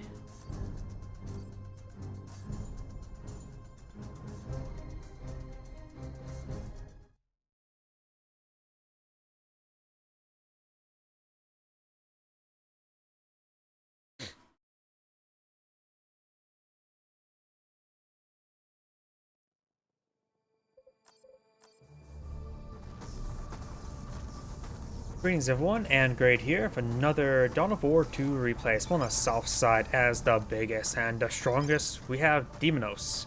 On the north side, as the Warp Spider Exarch, we have Jones. Thus, we do have some Howling Banshees to shoot us. Pretty standard build openers for both players. Going for power. So it looks like the Warp Spider's eyeing for some early power play. Maybe eyeing for some early Rangers. Over here, we've got power being captured on up, as well as power is over here as well. So neither orcs are eyeing for a Storm Boy early on. You got now 2 shooters deployed out by the War Boss, but no additional Guardian Squad for the Warp Spider.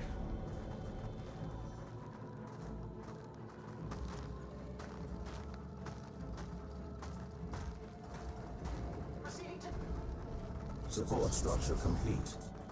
Mention capture the right flank. Guardian Squad here will receive a bit of fire from shooters, and the War Boss does force him back. Let's get wooden model there. Very nice.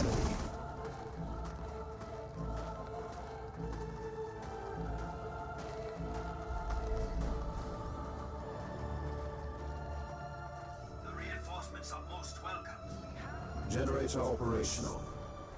Our kin watch from above. Requisition point has been catching up. Shooters now advancing to the VP. Trying to avoid those Howling Banshees. Howling Banshees, of course, are very, very effective at their job at slicing everything apart. However, the power node, the active the power node is actually going to be a bit more useful than taking out the power generator, because that will delay any additional power generators deployed on out. The Howling Banshees do fall back nice and early. They may receive a melee hit from the War Boss. We must teach Nope, these orcs they do their not. place. Slugger Squad does fall back. The foe seeks to deprive us of a vital resource point. We have succeeded in our objective. We got that VP now captured on up. Guardian Squad is now advancing forward. Over here, we do got the Warp Spider now receiving damage from the War Boss. Does teleport away right there. Our forces shall have tools for the task. Good damage there. Guardian Squad says force back the Shooter Squad. War Spider now receiving a bit of melee from the War Boss. We got now a Guardian Weapon team deployed on out the field.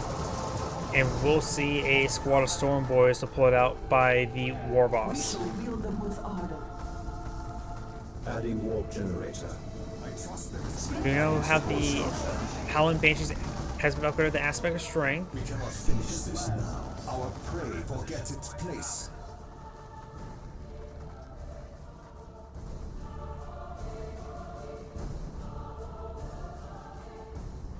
Generator operational. Slugger's going to eye for this PowerPoint, capture up these points right now. Guardians are going to capture the VP, and now we've got the Sword Boys jumping on in, forcing back the Guardian Weapons Squad. Banshees do shout in the faces of the Sword Boys as they withdraw, make a soft retreat away to do a full retreat now, and with the Warp Spider Exarch as well. Excellent. My blade has Guardian Squad does capture the VP. Recalibrating death spinner target. And now we do got the big shooter upgrade there on the shooters. We got the War Boss now firing away, getting some good damage onto that shooter or Storm Boys. Guardian Squad now sort of dancing away around from the shooters. What's the big shooter upgrade? We may see the suppressive fire ability right there. Storm Boys jumping on in, or not really towards, but not in. And now the Guardian Squad does fall back. He does drop on the Monster, likely will retreat out, will likely not get the wipe. Do not have the approved targeters there, giving the Warp Spider extra range and range damage, not being upgraded with the heavy gauge death spinner as well.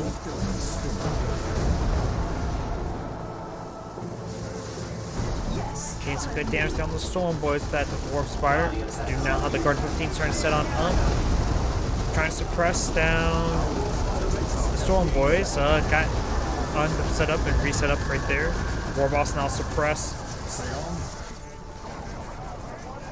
Got 2 big shooters here, getting some good damage on the War Boss. The Warp Spider Exarch now seeing quite a bit of fire there, but he's behind heavy cover. The shooter squad does fall back.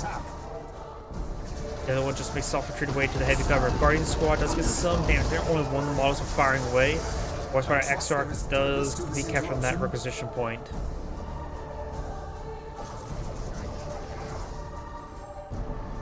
Shuriken cannon team ready.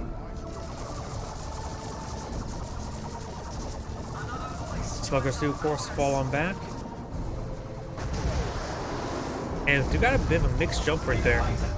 Just a little bit delayed on some of those models. Artist weapon team is setting it up, trying to get some good suppression here.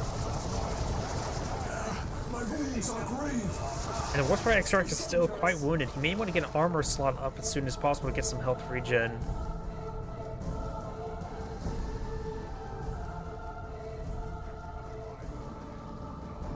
Position point now being captured on up. We do have the big shooters advancing forward. It has to get some good suppression there onto these shooters.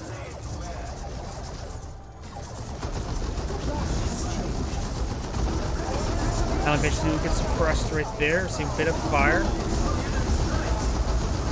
It does get a nice stun shot there onto the Guardian Weapon team.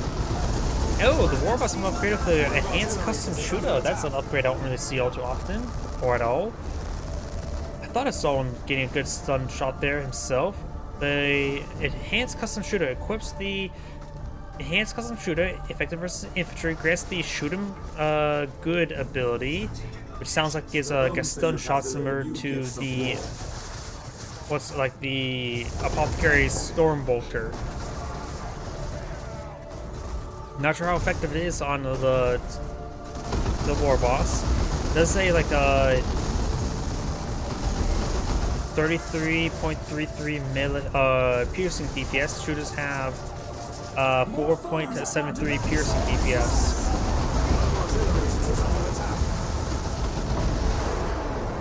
Well, either way, do got the Storm Boys advancing forward. The Howling Banshees are falling back. Guardian's weapon teams receive quite a bit of fire there, and the Warp Spire does fall back home. I'm trying to compare that Warboss's ranged weapon. Okay, it has the same base, similar base damage to the heavy gauge Death Spinner, but minus the improved targeters, which is pretty good. But you get a more durable platform as the Warboss himself. So it is very comparable to other ranged weapons of the heroes. Just maybe the highest damage one, but just a very durable Warboss. Yeah, look at the damage. It's actually doing some good damage to that Guardian squad. Very nice. He also still retains pretty good melee DPS as well. We got now the Warp Spider squad upon the field, getting some good damage onto these shooters. Shooter squad's now falling back away from the Howling Banshees. The Nob leader is quite wounded. Down to 5 health, 4 health. Howling Banshees trying to shoot him with their pistols. He's now up to 5 health again. And now the Warboss is getting stunned by the Guardian's weapon team. It does fall back entirely as well. And that Nob leader does manage to escape on there. Storm Boys do jump forward, trying to get some good damage onto the Howling Banshees. Banshees do try to shout and run away. Very nice.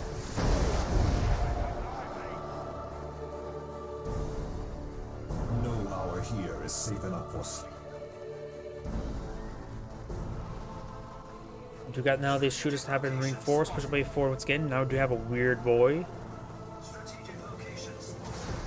And the Slugger Squad does get 4 stun back. The Slugger Squad is going to just unupgrade it, so maybe decide for that to be a capping squad, which is always a good idea. You don't need a very expensive squad to cap up points. In fact, if you use expensive all to cap up points, it's not using expense to shoot your opponent or stab your opponent.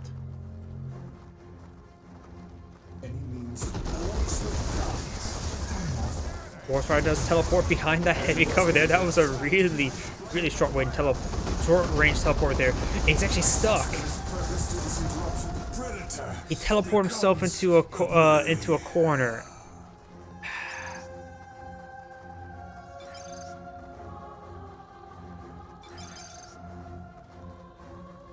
Oh god.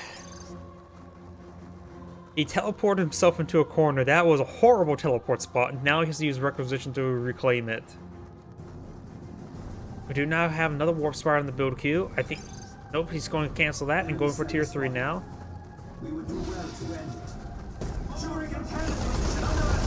Guardian Weapon team does get forced on back there. Just way too much fire here.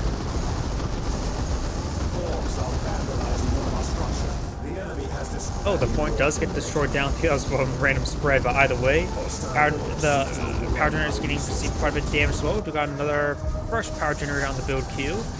Warp Spider has not redeployed just yet, and great damage are on the Slugger Squad, who's been up in Furnace. And got the Nob Leader on the way. But Generator operation. it gets the Nob Leader in time to save the entire squad. The hero. By leaving everybody else to die. By the way, we do have now the shooters and the Weird Boy advancing forward, trying to get some good damage here. There's no Warp Spider X-Shark leader just yet. And look at how Banshees will not be capture the point in time. Warp Spiders do teleport forward. You gotta be careful not to get in that little corner there, or else you will die. Or can't run away. We got the Weird Boy now vomiting onto that heavy weapons team. The bone singers have been Warp Spider does force back the shooter squad there. Weird Boy will have trouble getting shots there. The scatter will make it so it hits the rounds or shots in the ground. And it does actually sort of stun his war boss there for a brief moment. Teleports away and withdraws. Very nice. Let's get the cast there. Not going to do a whole lot. The green beasts attack our We structure. got tier 3 for the Warp Spider X Shark. I'm not a big fan of tier 3 for Eldar. Maybe a Fire Prism wouldn't be half bad right now. Does get a nice knockback on the Guardian's weapon team. Right now, the Warp Spider X Shark has a lot of requisition. He may just go for a Avatar of War. I sense the spark. Over here, we got the Warp Spider X Shark making a soft retreat away. Does drop a model there, and I think it may have dropped his X Shark leader. No, that's just a regular model there. And now the Guardian Squad does fall back as well. Over here, Howling Banshee deactivating the point once again, but they were unsuccessful doing that. And we may see some good damage there on the retreating squads. Heavy Weapons team did not get any sort of suppression on these forces, but the Howling Banshees are not prone to being wiped at the moment. Location spotted. One of our generators is under attack. Our generator is now under siege once again. He will take out at least one. Guardians will have trouble versus all these forces, so likely we'll get multiple down as well. Wait, that generator is still alive. What's been deactivated? War Boss has fallen back. That power point, that power generator is still alive. Does get splashed down there, I think, from the various effects. And it looks like the Howling Banshee may get fully wiped out. The Howling Banshee does get fully wiped out there. Guardian Squad may get wiped out as well. Can't be losing all these squads. At this point in time, he may need to Zero Council. Orcs seek to overrun The Guardian our Squad should be resources. eyeing just to capture on points. He can leave his Warp Spider. The Guardian Weapon Team is not like the most mobile squad either.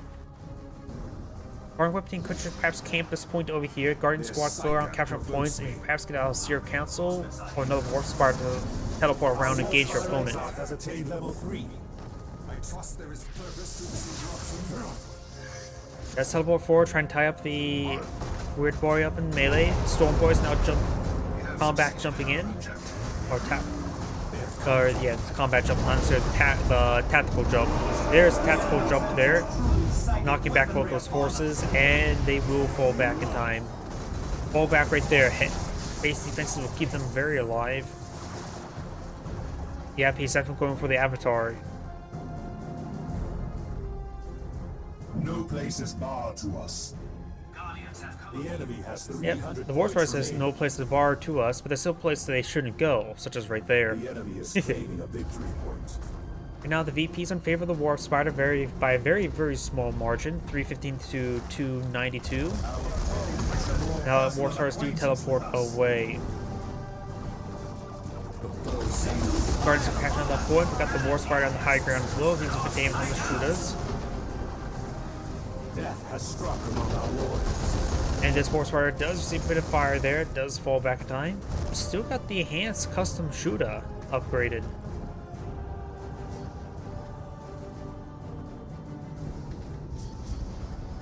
The reinforcements are most welcome. Blood. And now we've got the Warp Spider being forced some back as well. Will unlikely get the wipe. Guardian Weapon Team advance forward, getting some suppression onto the War Boss. War Boss does get suppressed there, but the Weird Boy finds a great hit there on the heavy weapon, the Guardian's Weapon Team. No place is Avatar of barred War to now us. on the build queue, halfway completed. Got tier 3 for the War Boss. Against the Avatar War, probably best to go for the looted tank. Got the stun shot there from the War Boss. War Boss received quite a bit of fire as well, and the War Spider Exarch has received quite a bit of damage. They need to fall back sooner rather than later. One generator does go down there.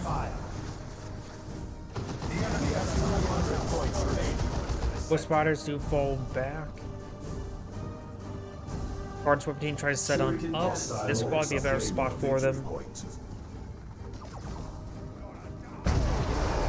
Some boys do jump forward. Great hit there, but they do fall back in time. And now here comes Avatar War. We may see the cone ability. No, we do not.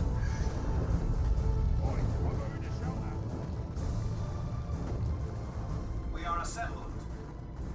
We got some shooters here. He may sort of tie up the shooters up in melee. We also got the Warp Spider Exarch getting some great damage there. And the Warp Spiders do fall back. We do now have a looted tank on the build queue.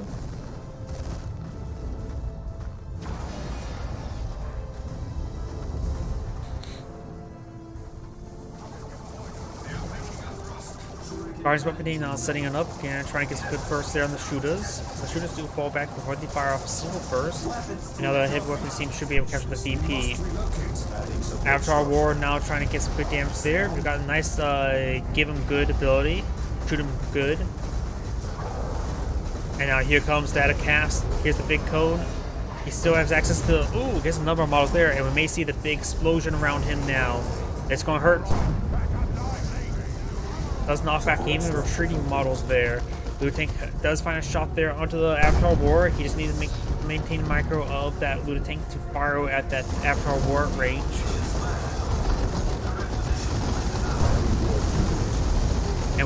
And the War Boss is now charging forward. I'm not sure if shooting good ability will be effective versus the Avatar. And the War Boss has received a hit there from the Weird Boy. Looted Tank is getting a little bit too close to that Avatar War Boss. At the Avatar's War in a full retreat, and the War Boss gets nailed again. Guardian Squad here advancing forward. They can't repair up the Avatar.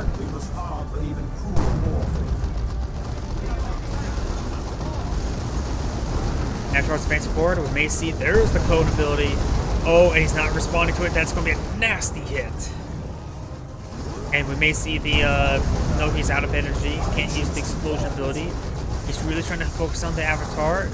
We have the Storm Boy's anti-vehicle weapon, the heavy melee weapon.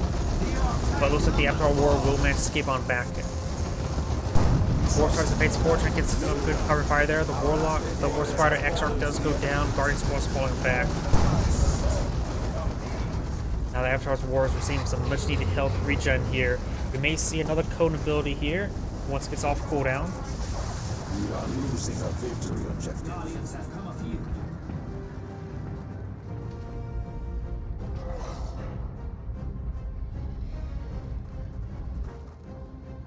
We got the VP being captured up over here. This VP is secured by the heavy weapons team, the Guardians weapons team. But the Looted Tank, it doesn't care about suppression. It does care about it if it was a Bright Lance. After our wars now seems some good healing there. Looks like the Weird Boy is just trying to be weird and trying to force fire the ground in front of his opponent's base. Good damage on the War Boss. We do also got the War Spider here to support. And it does use the shoot him good ability there on top of the heavy weapons team. And it's right now facing the wrong angle, so that needs to be fixed. We are in the fray. Shuriken cannon team ready. You may not realize it's facing the wrong direction. Weird Boy does spot the Avatar. He does get that street position now. Guardian weapons team ready. You now see a fire prism being put on the field, which would be useful to hunt down the looted tanks. And this may be not a good idea to use that ability on those generators. Not really worth it. The Orc has also plenty of power as well, so it's all for nothing. Looted tanks advancing forward. These forces are going to make their way as well. We do not see. Oh, we do have to export the War Spider. We do have the Haywire Grenade there, and now here comes the big nuke ability right there. Getting great damage all across the line. After our war, trying to be interrupted, the movement path blocked, but was unsuccessful though. Fire present is now on the field, maybe when we load up with AT armor. After our war is now advancing forward. I'm not sure where that round fired from the Fire Prism. The Avatar needs to fall back a little bit more. Getting some good hits there now. Avatar's falling back. We don't see the shield generator upgrade for the Fire Prism. Both players at tier 3. The Orc does not have a whole lot of red points, but the Warp Spider is pretty close to Eldritch Storm. This VP is captured, will be captured by the Shudas. Fire Prism does find a good shot there. Warp Spiders do falling back. And the War Boss does eat a hit there from the Fire Prism. After our war has been, I think, healed enough, as this is what he's been redeemed. Now advance forward. War Spider's over here. War Spider's teleported forward. Still don't have a. Still not in range of the Haywire Grenade. Gets a good hit there from the Fire Prism. War Spider's for the Blue Tanks just falling back. Good hit there onto the Sluggers. War Spider's won't need to fall back, but you got the Haywire Grenade there. And the Fire Prism needs to start focusing it down. And there goes one of the Luda Tanks. Very, very nice. Luda Tank now engaging. We got a triple capture against the Eldar player. The Eldar does not have enough VPs to really stick around all too long. Does nuke those forces there. Eldritch Storm also falling off as well. He may not be able to escape in time. He may lose some of these forces. I think the Storm Boys get fully wiped out. No, that was just the leader of the Storm Boys. The Orc is now down to Ashuda, Storm Boys, and Weird Boy trying to go for a commando squad. We have 100 points. The Eldar players down to 99 tickets. This point's being captured on up. This VP is being pursued by the Warp Spider. Got the big shooters here. Going for the suppressive fire ability would be very important. Does get a great hit there with the Fire Prism. Warp Spider needs to start capturing the point immediately. You must forestall the coming doom. Another great hit there. Commando Squad now pulling out. Does get the Commando Knob Leader. Gets a great hit there with the missile launcher. Or the rocket launcher. Not sure which one it is.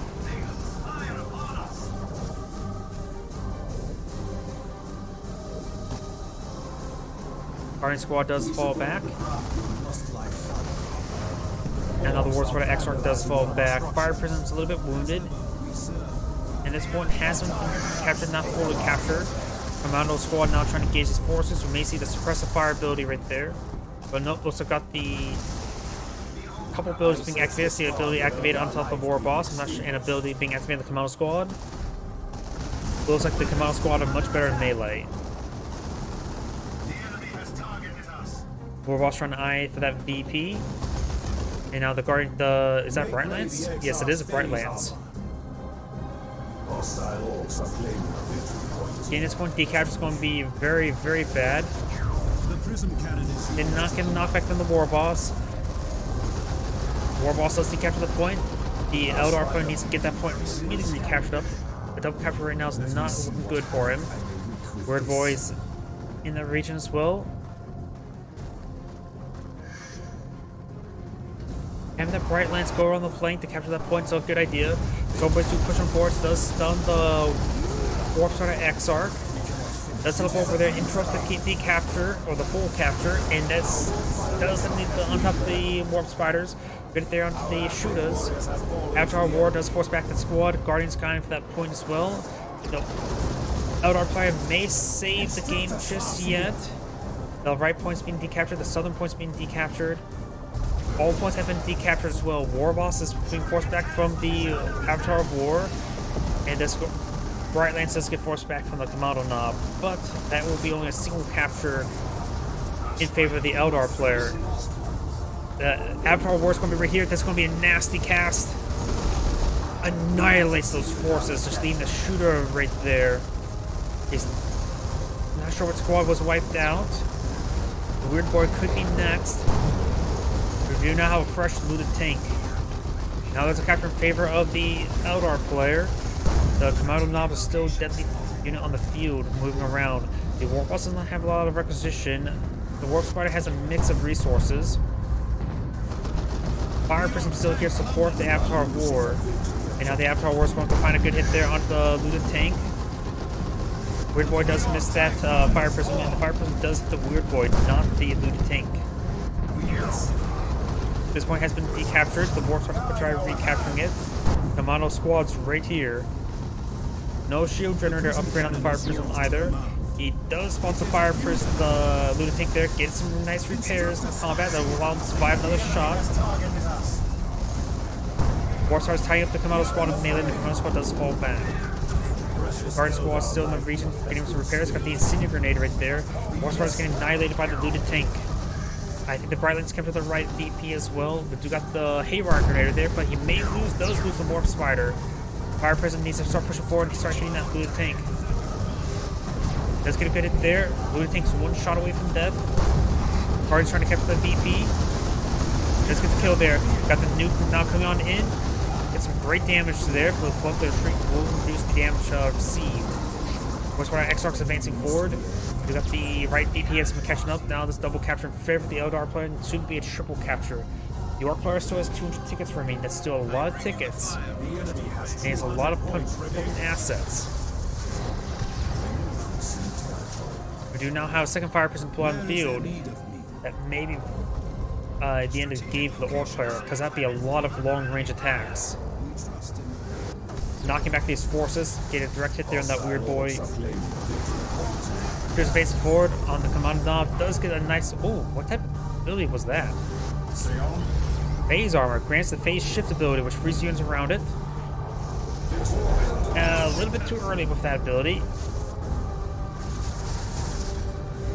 You don't really see that ability armor all too much, but that is a good way to zone out your opponent. This VP now being camped by this Fire Prism. We have prevailed. And looks like the war boss has actually surrendered. This is Andgrade saying thank you for watching, and on to the next replay.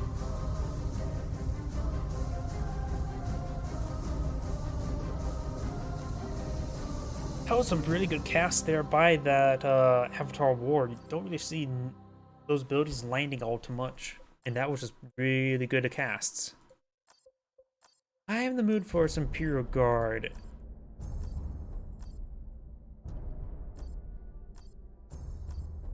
There's Imperial Guard there.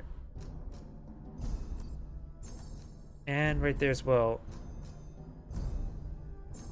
Let's see, we can do Orc versus Imperial Guard. Yeah, let's do Orc versus Imperial Guard.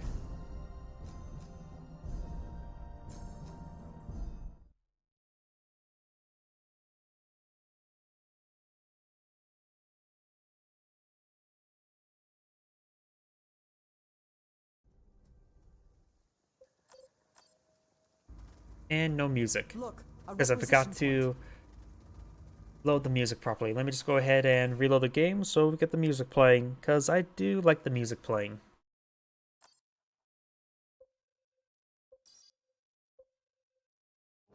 There we go. Once that music's playing, the music will play in-game. I don't know why. It could be a false pretense, but it's something I've been noticing.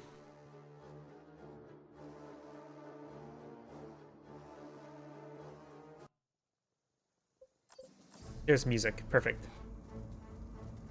Greetings everyone, Andgrade here for another Dawn of War 2 replay. Spawn as the Lord Inquisitor. We have Guru Skippy. Spawn on the south side as the biggest and the strongest. We have Pax. We do have shooters being pulled on out, as well as Sentinel, pretty common build order, and I think I saw a bunch of requisition being queued up, so it's likely another Imperial Guardsman. Standard build order for the Imperial Guardsman. Shooter being deployed out as well, so pretty standard build order. We do got power being claimed to power here, so looks like the Lord of course is eyeing for something early in power. Probably Cash and Devils, because most of the time people go for Cash and Devils. They're a very good squad. Power and requisition, so we've got a mix start for the war boss. A power node, roger. Lord Inquisitor start making her advance. We got the Sentinel firing some rounds into the war boss, getting some damage there. Sentinel did not receive any retaliation. Now the Lord Inquisitor now trying to interrupt that VP capture. We've got multiple squads trying to capture that VP. And now the Lord Inquisitor is falling them back. We got the Sentinel advance forward, getting some damage there onto the shooters. We do not see the Stomp upgrade just yet. And now the Sentinel is sort of falling on back.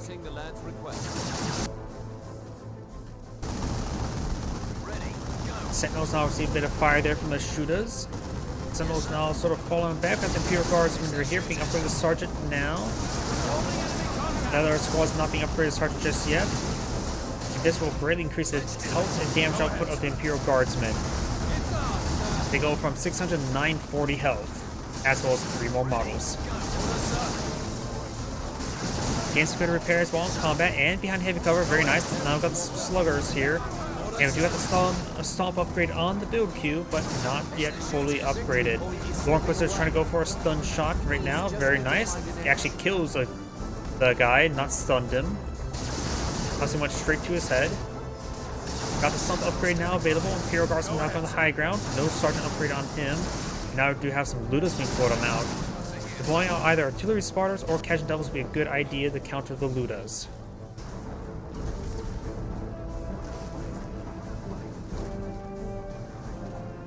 Sentinel now going to get some more rounds into the War Boss. The War Boss actually did manage to fully heal himself. And, oh, we got a heavy weapons squad being floated out. I was not expecting that. I could have sworn we would have seen Khajiit Devils first. But both sides is going for a suppression platform.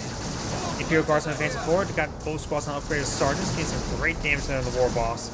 War Boss is now fully withdrawn. Luda has made itself known. Does get some damage to the Imperial Guardsmen, no suppression. On the left side, we got the Lord Inquisitor kept at the power point. Not power point, requisition point. You now have the big shooters being upgraded onto the shooters. Now got the heavy weapons team being deployed now. I'm not sure if he's aware of it just yet. He may have spotted there for a brief moment. Imperial Guardsmen and Sentinel advancing forward. We got the Imperial Guardsmen falling back. And you also got the Lord Inquisitor falling back, so getting some good damage on the Slugger. Oh, I hear some generators. We got 3 generators deployed on now. 2 generators over here. And now the heavy weapons team is in range of the shooters, just out of vision range. And now the Imperial Guardsmen and the Sentinels advancing forward. Sentinel may be behind to decapture the point, while the Imperial Guardsmen trying to repair him up. So the generator is online. Big shooters does get some fire from the heavy weapons team. And now we do got the War Boss advancing forward. Ludas advancing forward. The Ludas may get suppressed themselves. The Ludas will get suppressed there. And the War Boss will be engaged in the repairing Imperial Guardsmen. We got the stomp there, and we got the stomp there. Imperial Guardsmen trying to hit the Ludas squad, getting some great damage there. The Lord Inquisitor is going for not a stun shot there, she's sort of just standing there. Not so menacingly. And now this Imperial Guardsman getting hit significantly by the War Boss. War Boss is going to receive a stun shot there now from the Lord Inquisitor. And now we do got a pair of upgrades for the Lord Inquisitor. We do got the crossbow bolt pistol, grants a full immobilizability, very effective versus Terminators, as well as the Rosarus, granting her the ability to use energy as health. The Lord Inquisitor, I believe, has a lot of powerful upgrades. Like this 3rd slot here, like later on in the game, you get even more powerful upgrades, like the Imperial Mandate to get full invulnerability, or the Purgatos ability, which gives a massive AoE cast. Both of them are very, very good. No, doing now the big shooters engaged in the Sentinel. Imperial Guardsmen here to support as well. Slug is now advancing forward, trying to get some. Oh, Wilson going straight for the VP. They're not being upgraded with burners, so he's not going to try to burn all those power generators. Imperial Guardsman does see some suppression there. Got a lot of shooters here, including the Luda. This Imperial Guardsman needs to fall back. It is annihilated right there. Not paying attention to that region. And all these forces are falling back. Those Imperial Guardsmen is a bit of a loss. You need those Imperial Guardsmen, but they're relatively expendable and replaceable. Getting one more model kill right there. Very nice. Imperial Guardsmen receiving a bit of fire. The Sentinels need some repairs. Getting repairs up now. And now we've got another Imperial Guardsman on the build queue.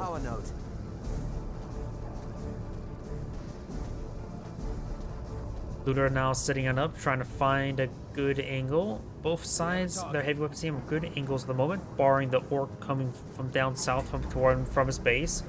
But his current position is actually not half bad. Heavy weapons team is out of range of the Ludas. The Imperial Guardsman does get suppressed there. And that's still edge of the Looter's range. He is sort of repairing up that Sentinel in combat. I protect the Processing the lad's request. Cadians are always... Shooters have struck here. We got the shooters getting some good damage there. More shooters here, suppressing down this fresh Imperial Guardsman. Sergeant on the way. Now we've got a chance.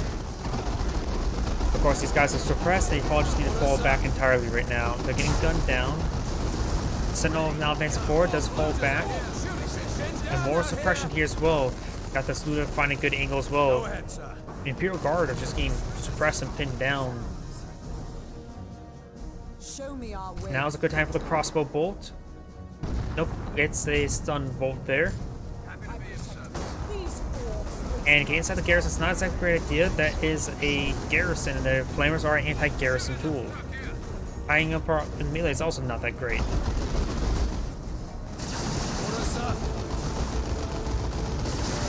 Starting to repair up the Sentinel once again. Imperial Guards are pushing forward. The squad does fall back.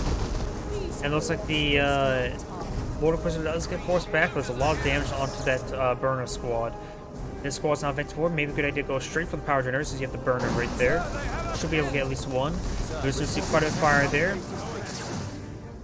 And let's fall back. Both players now tier 2. I'm not sure what either player should go for at the moment. You do, of course, have stick bombers now deployed on the field. Ready to throw some stick bombs. You know we're ready. Flamer squad does get suppressed. They receive quite a bit of fire. Imperial Guardsmen receiving suppressive fire from the big shooters. Another Imperial Guardsman here getting tied up in melee from the war boss. And Slugger squad does fall back.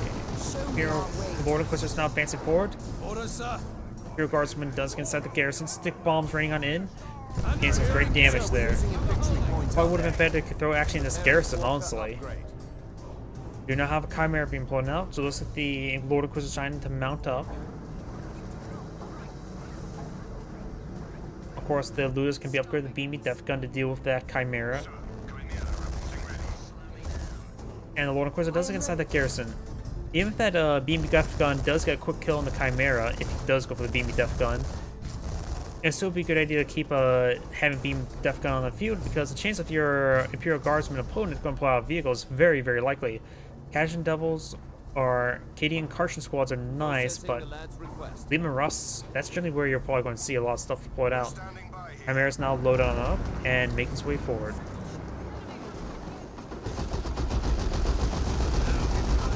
Lord Inquisitor now seeing a bit of fire right there.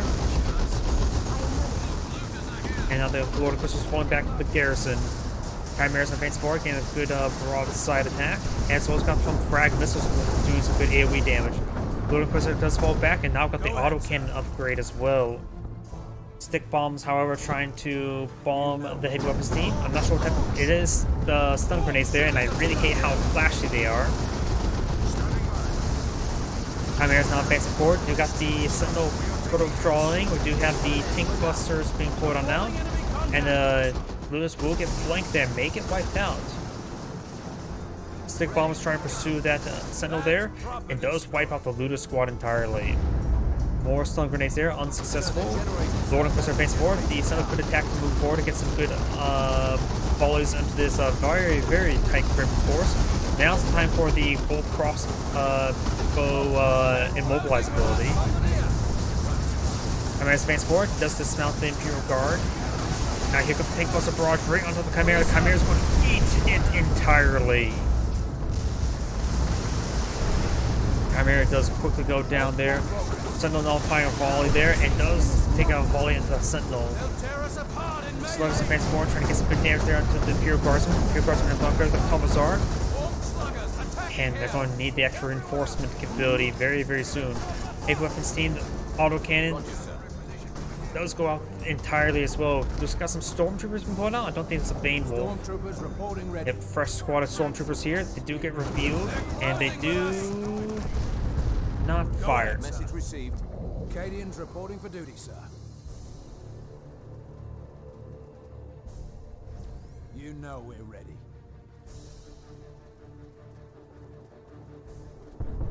One squad of stormtroopers deployed on the field. We got these forces falling on back. We got the, I think, shooters advancing forward. Lord Inquisitors falling on back as well. And now we got the overcharged hotshot lasgun upgrade on the stormtroopers, which also does give them access to frag grenade ability. Right here, got the Imperial Guards receive quite a bit of fire. Does have the Commissar upgrade. Those are both squads upgrade the Commissar. Target structure eliminated. Sir, our advantage is slight. Stormtroopers now firing away against good damage there. Does use the press fire ability right there. You may see a defensive frag grenade thrown. Frag missiles getting some great hits there. Stick bombs raining on in, but the stormtroopers do fall back without losing any models. Good damage there. Imperial Guardsmen now in a good position there. Got stick bombs raining on in. Does stun the Sentinel there, and got a napalm run. Imperial Guardsmen now is charging the napalm. It's not a good idea. Stomp. Does get some of those guys stomped into the napalm as well. Requisition points in trouble.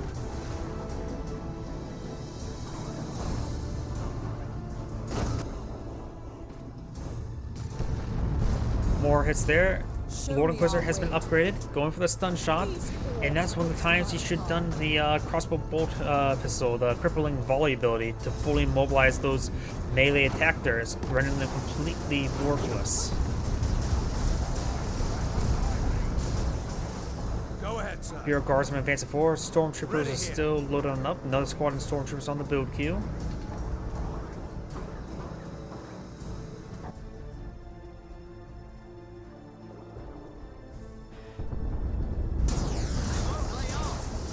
Stormtroopers are advancing forward. We've got another wave of frag miss or stick bombs there, and receiving constant revealing there.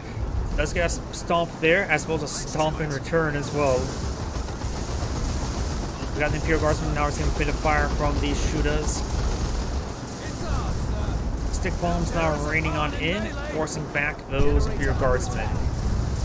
And now we do got the War Boss seeing quite a bit of fire as well.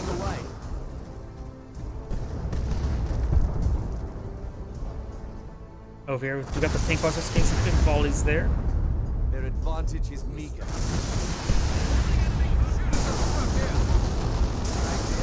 Stormtroopers want to see some stun grenades there, but they do miss.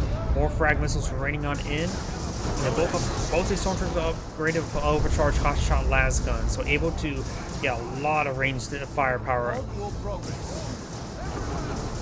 More frag missiles raining on in, getting some great AoE damage as well.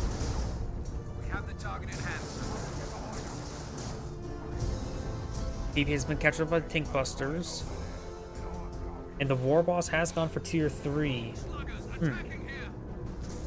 A Looted Tank would not be half bad at this moment in time because of the fact that he's gone for Stormtroopers and Hotshot Lasguns. He did want to temporarily go for tier 3, but did cancel it for the Lord Inquisitor. Imperial Guardsmen do force back the Tank Busters. All these power generators are now down. More Imperial Guardsmen advancing over here, and now got the Sentinel receiving a bit of fire. Does throw a couple frag missiles there. He needs to get charge forward for a stomp there to force back those sluggers. And here comes a stomp, knocking back all those forces there. Stormtroopers getting some great damage there. The Nov didn't receive a stomp there. There was a bit of napalm there, a little bit overkill there. And oh, that's a quite tight bundle of stun effects there. Stormtroopers do fall back there. Incendiary effect still there, but does decay or fizzle out. Smoldered away.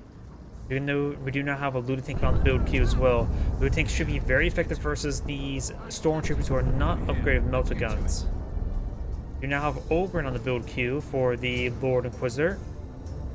I have no fear. With the Ogryn and the crack missiles from the Sentinel, that should be reasonable versus Looted Tank. Nothing hyper really that good though. And Lord Inquisitor will need to fall back. She's receiving a bit too much fire right there.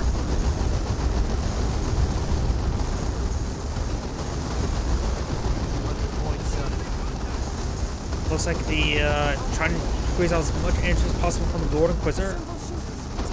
And now the Lord Inquisitor does get knocked back from the stick bombers, and she does fall back now.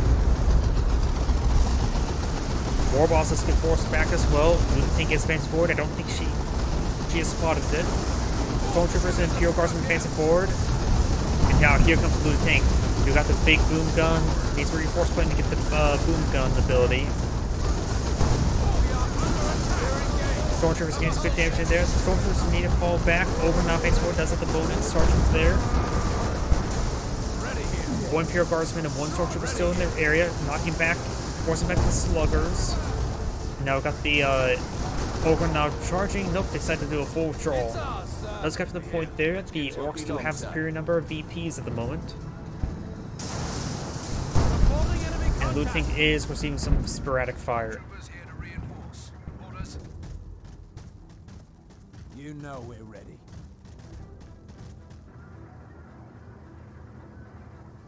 You know we're ready. By blade and by brand. Do you now have the Infernal Pistol upgrade? Which does of course be more general purpose weapon to be more effective also to the Looted Tank. And also the Bolt Pistol wasn't exactly being used all too great. Let's use a stun shot there, very nice. Activate her shield generator now. Stomp ability was dodged. Crack missiles firing away, get some good hits there onto the Looted Tank. Stormtroopers advancing forward, they do not have Melta bombs. Enemy unit spotted. Good hit there, got some stick bombs now raiding on in. And I got the Lord Inquisitor receiving a bit of fire there. Stormtroopers do fall back. Crack missiles are about engaged, get some good damage there. Slugger's trying to get some repairs. Ogre's charging forward, does see some grenade splash there. Stomp, force back the stick bombs. Sentinel still receiving quite a bit of fire there. Sentinel is trying to back on away. Seeing a bit more fire there. Sentinel does go down, but now Ogre's trying to tie this up in melee. Getting a little bit overwhelmed in general. Heavy Whip seems to have worn out, like will be upgraded to the last cannon.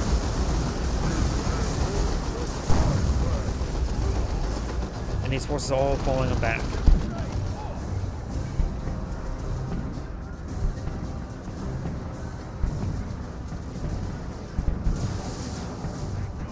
Stormtroopers do find some shots there on these tank busters. And now the Stormtroopers are falling them back. Ooh, the tank busters almost goes down. Stormtroopers do manage to fall back in time. The Lord Inquisitor may want to save up her resources to bring out another infiltration Stormtrooper and quickly upgrade the Melta guns behind the Looted Tank. Because right now, that's probably one of the better items to engage the Looted Tank, honestly. Imperial Guardsmen getting overrun by the War Boss. Let's get inside the garrison. It's not a great garrison for Imperial Guardsmen to fight out of. Because there's only a couple windows able to be fired out of. Getting some damage there, not a whole lot. Stormtroopers, big boom gun. Gets some direct hit there. What's it called? Is that called the big boom gun? Boom gun ability. Yeah, close enough. War Boss advancing forward. Does get a good kill there. Oh, damn stun grenades. They're way too bright.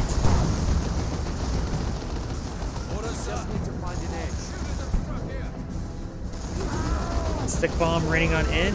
High explosive stick bombs looks like. You got the last cannon now upgraded. Lord Inquisitor does turn off her shield generator. And does decide to fully withdraw. Do got Imperial Guardsmen here. Ogre could potentially advance forward. You got to keep these guys out of range just for the time being until he can regroup his forces.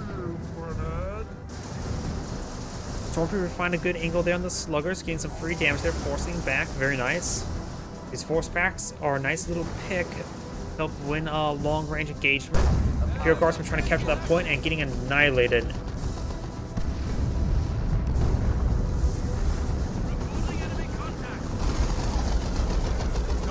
Guardsmen do decapture that point, do fall back now.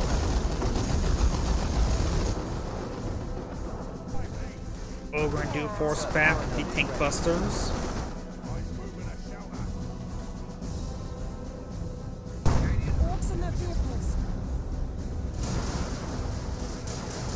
You got the stormtroopers now advance forward, getting some good damage there onto those shooters.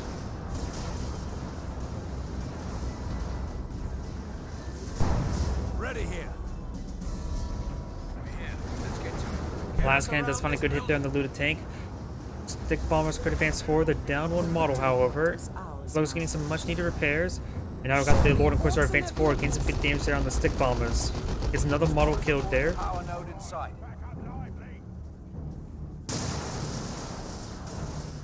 Power generators being focused on down. A couple, I think those stun grenades. No, they're high explosive. Quite a bit of resources reserved for the war boss. He may be going for Daisy. Tank is active. Order Here, Guardsmen are seeing a bit more fire there. your progress. Their advantage is meager. Buildings right and ready, sir. On the right side, looks like the Ogre trying to capture that point. They may find a good angle and take on these tank busters, but the Ogre and Morgon will be forced back real soon. But great knockback there. Won't be anything else to help support? No, stormtroopers are falling him back. It's a great hits there on the sluggers. He may force back the sluggers. The Ogre do fall back. The loot tank still has plenty of health, so the slugger could just quickly repair it up. The full and perhaps fall back. The victory point is slipping Judas away. now advancing forward. You've got the Imperial Guardsmen here, as well as for the heavy cover. Last cannon set up in this region. Imperial Guardsmen gains some good damage there. Can't hold the line versus even the wounded slugger. On the left side, we got the stormtroopers. Does take out the stormtroopers or the war boss, not stormtrooper. Lord puts an offense forward. Got Imperial Guardsmen to support her, and here comes another napalm run. Getting a great hit there. Lord, of course, are going to be eyeing to capture that point. Row be singed a little bit, as we see quite a bit of gunfire. Inquisitor's gear is on its way. VP's been captured on up. The orcs are about tied right now with tickets, and now surpassed. Imperial Guardsmen just need to hold on these posts for a little bit longer. Got the tank busters not eyeing for this VP. Now do got a Nob squad being put up by the orcs.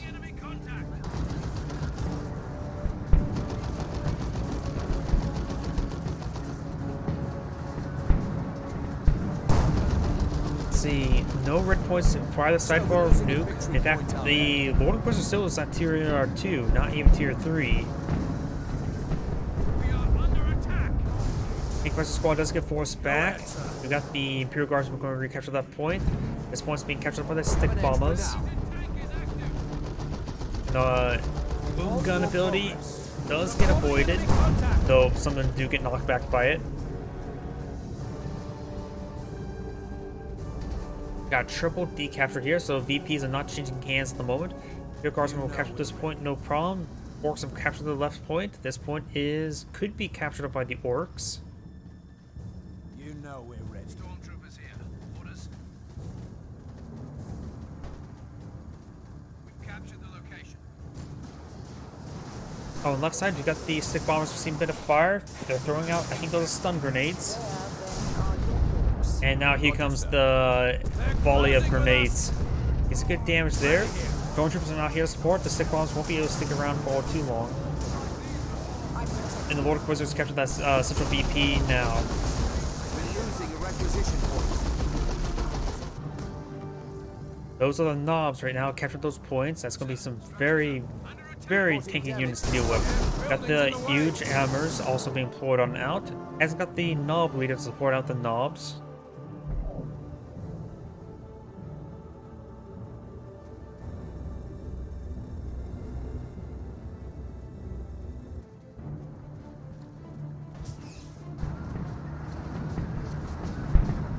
Do you think now advancing forward? We do got the stormtroopers here. Of course, they are not armed enough with guns.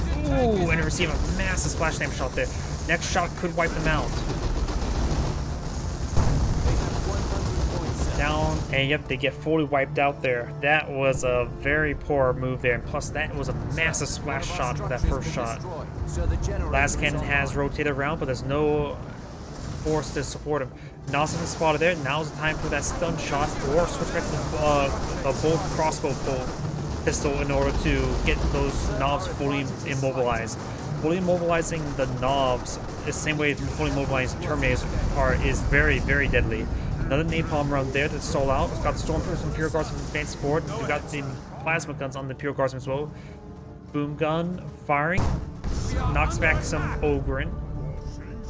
A napalm effect have smoldered out. Message received. Message received. The Lord Inquisitor has plenty of resources here, and there's not enough VPs to go eye for tier 3 and deploying out anything.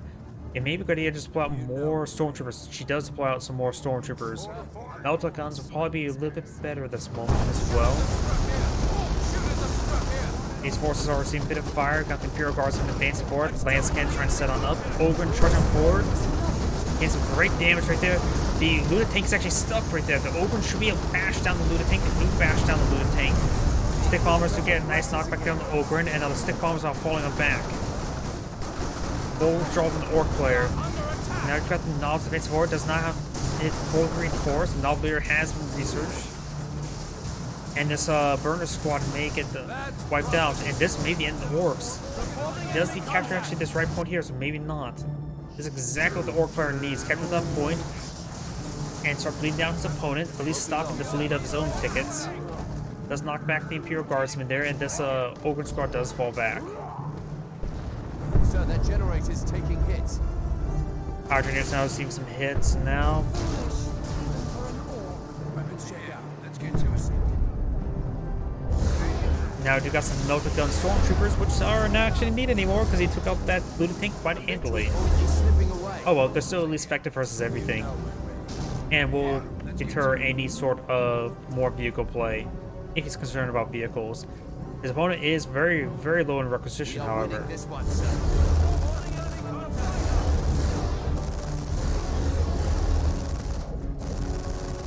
Sir, that's 100 points. I don't know what it's for, and I don't want to know. Not sure what that line was. Oh, that's Liber Hereticus. Heresis. A little bit of heresy going on by the Lord Inquisitor, looks like. She has also been upgraded the Execruciatus ability, grants the Assail ability. Good stun grenades all across that line from the stick bombers. Warboss charging forward, big shooters getting some good damage on in on the Ogryn. More stick bombs running on it. These are going to be massive hits on the Imperial Guardsmen. Stick bombers have been upgraded to level 3. Libris Pneumatica increases the energy by 150, energy regen by 20. That's a lot of energy, to say the least. But it looks like she will go down before using any of that energy. Ogryn's now charging forward, against good damage there. More stick bombs running on these Imperial Guardsmen. Imperial Guardsmen making their advance. More stick bombs running on in. Ogryn's charging forward against good damage there, but looks like these stick bombs getting some good special attack there, is knocking back the Ogryn. Stick bombs do fall back, and they will avoid the Ogryn. This point's being decaptured there by the last cannon. The Lord Inquisitor has plenty of resources. She does not have tier 3. There's not enough time for tier 3. Redeploy the Lord Inquisitor, get out another Stormtrooper, use your red points to pull out another Stormtrooper. Just throw everything out on the field at this point in time. There's just simply no time to deploy out anything else. More these Stormtroopers advancing forward. Melta guns are advancing forward as well. The Ogryn advancing, Orcs are advancing forward. Does spot those forces, but the Big Shooter Knob will of course spot these camouflage forces. Decapturing this point will spell perhaps doom for the Orc player. Don't need to fully capture it, just need to decapture it. We've got the single tank buster over here. Hopefully he deploys out the, or she deploys out the Stormtrooper, or the Stormtrooper infiltration ability to counter them. Imperial Guardsmen advancing forward, trying to get some good damage here. Imperial Guardsmen fighting from heavy cover. Stormtroopers here with Melta guns do get forced back. The last hit's not very effective anymore. Does get a good stun shot there, and looks like that tank buster will go down. And now there's a capture against the Lord Inquisitor. And the Warboss captured the central VP. Nothing there to contest it. Ogryn will have trouble versus the Knobs with being upgraded their Knob leader again, which means he will have a full 5-man squad there. Lord Inquisitor's captured that VP. Nothing being captured up over there. Stick bombs in this region as well. And Warcry doesn't have a whole lot of forces out in the field either. That brief double capture against him was very, very painful. Does get his Knob leader once again. There's the stomp. That is actually the big stomp. Does get a great knockback on the Knob with his Knob Orphan leader, or Ogren leader, Bonehead Sergeant. Ogren's our Visitors Defensive War. She may want to use more sail abilities there, trying to decapture this point. Getting the decapture point is critical at this one time. She needs to be swapped over to her Rosaris as soon as possible, because right now she needs that extra help. Great hit there on the Imperial Guardsman. Does get the point decapture in time. The napalm effect was burning those squads quite severely. It's hard to recapture the point, but do have the last cannon claiming this VP right now. And it looks like the Orc player has cast in GG. That's a single capture at the Orc, and he will capture this point here. One knot in time, and then another point gets captured up, and that's going to be the end of the game. So, and that's the end of the replay. This is Android saying thank you for watching, and on to the next replay. Come on, I thought it stopped recording. Wasn't I recording that entire time? Oh well. Worry about that later. And let's go ahead and go to the 2v2 I have in my replay list, and that would be the last replay for tonight. While this loading, longer games tend to take longer to reload. I'm just a little bit curious as well. Did I actually not record that entire game? Nope, it just didn't listen to my stop record command. Oh well.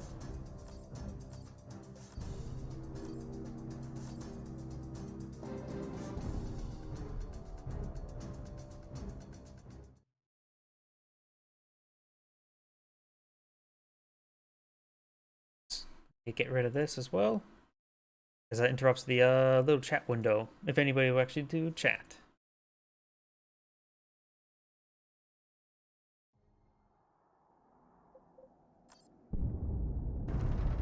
And no music.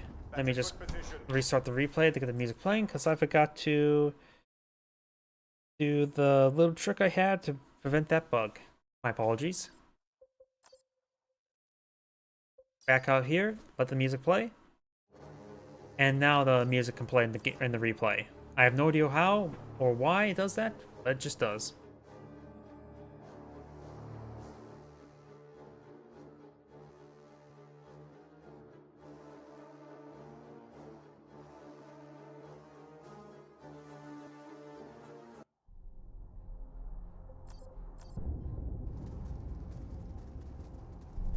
Greetings everyone, and Great here with another Dawn of War 2 replay. Spawn on the bottom right side as the Eversor Assassin, we have Broodwitch. Spawn as his teammate, the Mech Boy, we have Bruce Campbell. Spawn as the Tech Marine, we have a foreign name.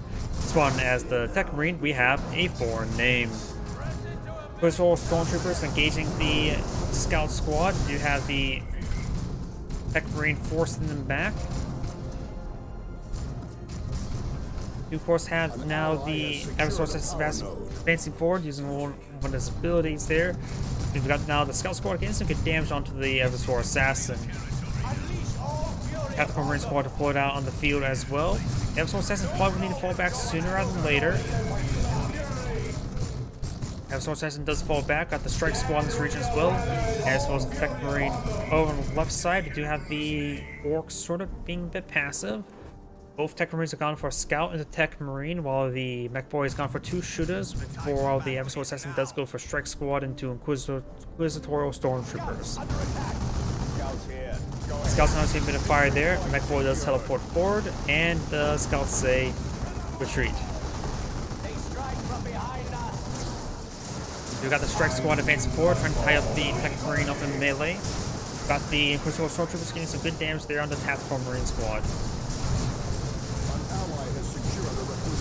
Tech Marine will need to fall back sooner rather than later. We've got a second Tech Marine for both of the Tactical Marine for the Tech Marine. And they're both on a very, very similar timing there. Does avoid that grenade there, very nice. He will need to fall back sooner rather than later. Looks like the Inquisitorial Stormtroopers are trying to get into close range, but we'll find the base defenses. Inquisitor Stormtrooper trying to tie up the Tech Marine or Tactical Marine in melee, which is probably not a good idea. Another Tactical Marine squad is now advancing forward. This one does fall back, no models drop. Though it looks like Stormtroopers do fall back with no models drop either. And same thing with this one as well, but that's more of a soft retreat away rather than retreat. Up here, you got a lot of shooters as well as the mech boy in this region. Well-placed grenade wouldn't be half bad. That squad is very, very tight forward. Mech boy trying to be tie up the scout squad up in melee. Does get a good kill there. And throws out a grenade there. Needs to fall back down to one last model and dodge the grenade there. But both squads are falling back. Up here, the Tactical Marines and the Tech Marine advance forward because you have the Master Crafted Bolter giving him a sniper ability as well.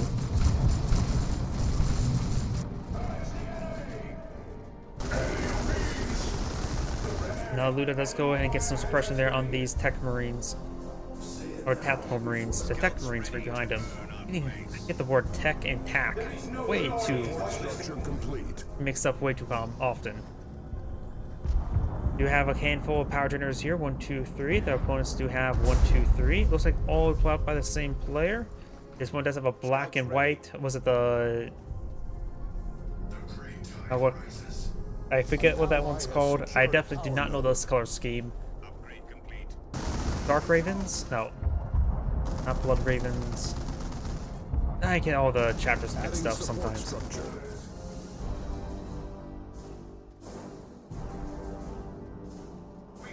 Strike Squad now advancing forward, trying to deactivate that point. We've got the Eversor Assassin up here, being upgraded the Executioner pistol.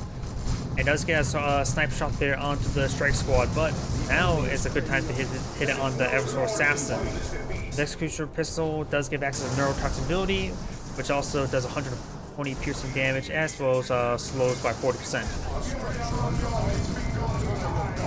Great damage there onto Ludus. Let's force him back. Scout Squad falls back, and the Slugger's trying to engage those scouts. Tactical Marines and Tech Marines trying to gauge that Slugger. The Tech Marine will need to fall back sooner rather than later, being upgraded the Master Crafter Bolter as well. Now the Slugger Squad's seeing quite a bit of fire. All those forces are now falling on the back, barring this Tech Marine, or Tactical Marine. This Tactical Marine will need to fall back as well. Too many big shooters. If he dies of one in melee, the other one will be able to shoot him quite a bit. Though he's still being hyper aggressive with them, that's for sure. Flamer is now advancing forward, hitting that Strike Squad, and now the Tactical Marine Squad does fall back. Tech Boy has been upgraded with the Death Gun, so he has his own method of suppression. But he does have access to loot as well, so there's a lot of suppression coming out by the Mech Boy. Plus, he also has 2 squads of big shooters, which also can suppress, so he has a lot of suppressive fire abilities. Flamer gains some good damage there. We do now have these generators exposed. So, exposed in quotation mark. Both these Tactical Marines have been upgraded with Flamers. Does throw a grenade right there. Does miss the Strike Squad. And now that squad is fully out of power or energy as well. Scout Squad does fall back, does deactivate the point, and maybe a good idea not try to capture the point at the moment because he is going to receive a lot of fire there. He's in prone being wiped for the moment. Does fall back now, receiving lots of hits. Tactical Marine Squad will go down to the Inquisitor Stormtroopers. Now we do have another Tactical Marine Squad being pulled out right there.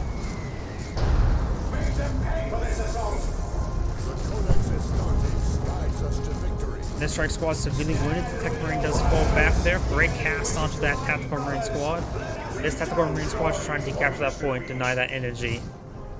And that squad will fall back in time. Looks like almost like a Librarian effect, honestly. We do have a Tarantula Sentry Gun here. The looters are sitting on up. The Mech Boy has been deployed as well. And this power requisition point has been captured up by Blue as well. Tactical Marine Squad do get interrupted there. Does not stop the decapture there by a quick decapture and now activating the point as well. The Tactical Marines medium fall back. Got a good shotgun blast onto the Inquisitor Stormtroopers. We do not have enough energy there for a frag grenade. And now the Scout Squad is falling back. Tech Marine may need to fall back as well. Trying to focus down this power generator as well. So he did the neurotoxin there on the Roan squad, not on the Tactical Marine squad. But it's there onto the Tactical Marine.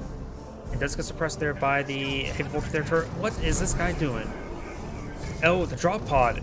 He's trying to get these guys reinforced by a drop pod.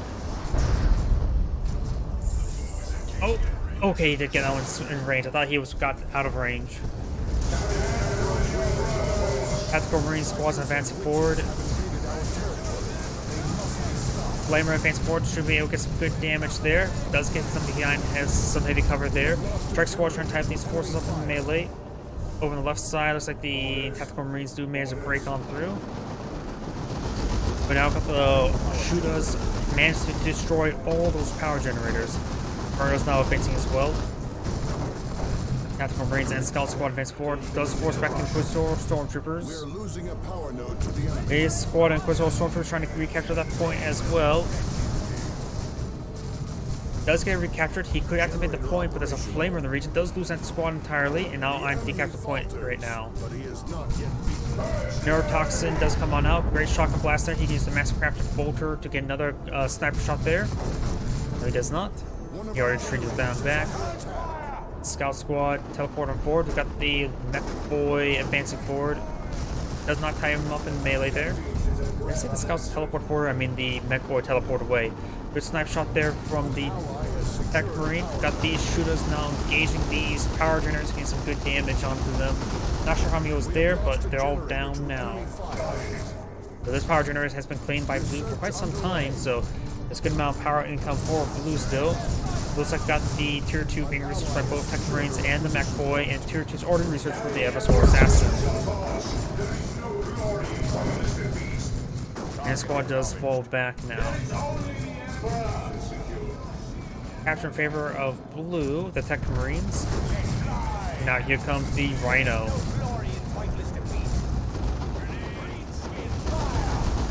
Green Sense will take out that drop pod there. This Tech Marine is a little bit overwhelmed. Does get a nice sniper shot there. These orcs are falling on back.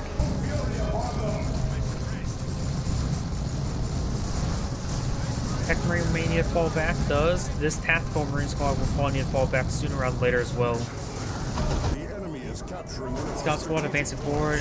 Trying to does type the Looter Squad of melee. Rip 15 power for Bust does. Did they get a... It says 15 power there. Is there some sort of planned patch to get them more expensive? The enemy has 300 points remaining. Shotgun blast there, knocking back the Shooter Squad. Flamer is advancing forward, and these squads do fall back now.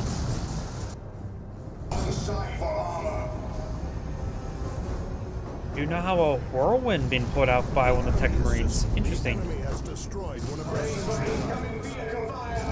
Does spot the Rhino there. Does get the heavy bolter turret now.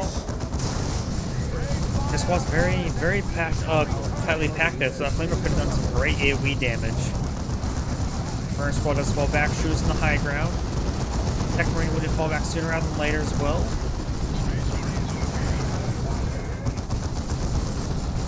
Whirlwind has been deployed on out.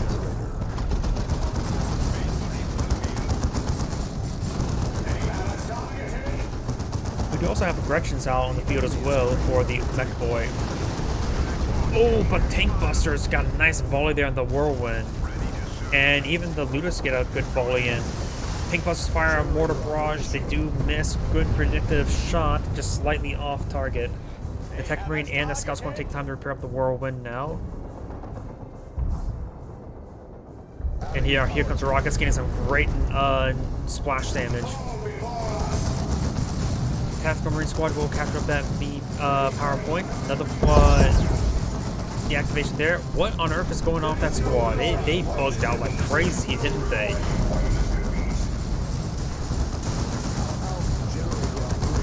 These squads are only falling on back. We've got a Plasma Cannon Devastator Marine. Devastator Plasma Cannon. I completely butchered up that. But now I got the Gretchens tying up the Devastators up in melee. I think the Devastators should win on melee versus Gretchens. Gretchens have been upgraded with the ammo runs. We've now given them access to really basic shooters, as well as ability for ammo bags. Spare ammo allows them to increase damage to nearby allies, so they all have passive aura effect to support allies.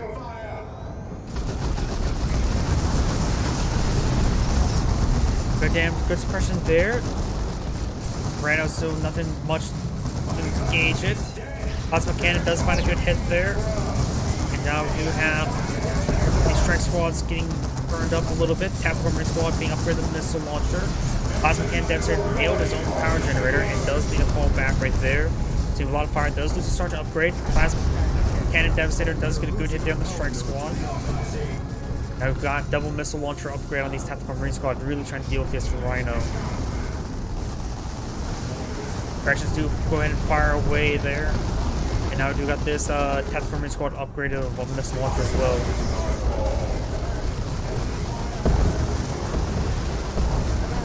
We have another Tactical Marine Squad. He could be upgraded to a Stern Guard veteran, upgraded from Sergeant to Stern Guard veteran.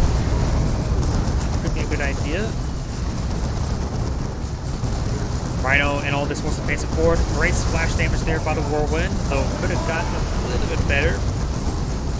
Rhino now receiving some fire, has receiving some repairs from these. Of course, those stormtroopers got more rockets raining on it, getting some great splash damage there. Orcs now advancing on forward, good damage there on these scouts. Tactical Marine Squad's advancing forward.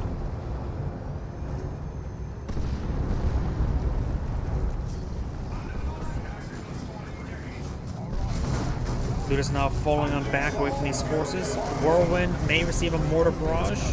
Nope, the Space Marines did. Quite hard.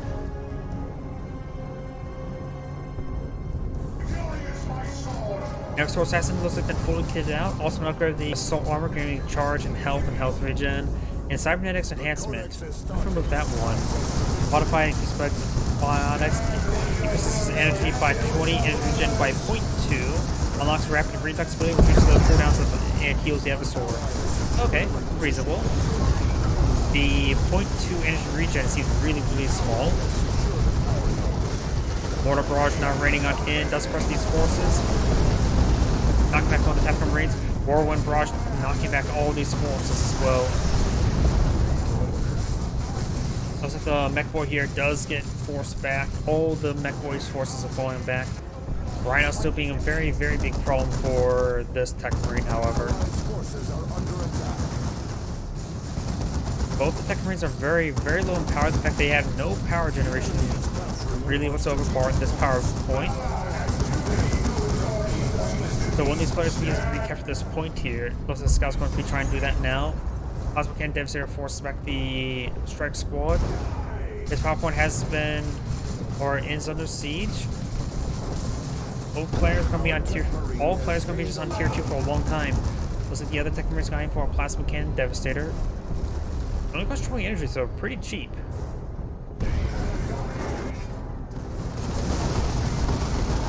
Tactical Marine Squad is behind some cover there. Great hits, getting some great damage there with the Whirlwind. He's blowing up forward, receiving a lot of damage. And looks like the Tank was trying to hit that Whirlwind. They do manage to get some damage there, not a whole lot. Tank Busters charging forward, Whirlwind Barrage rings on in, gets a full volley there, taking out the Whirlwind.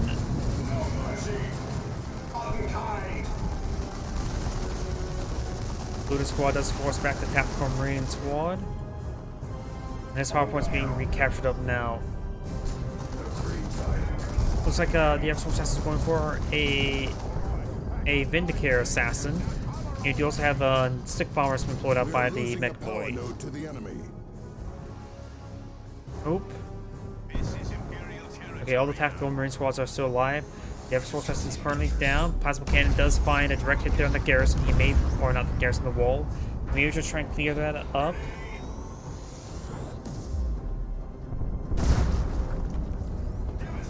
I don't. Yeah, he's just trying to destroy the walls. Plasma Cannon Devastator does get overwhelmed and suppressed and overrun by the Rhino.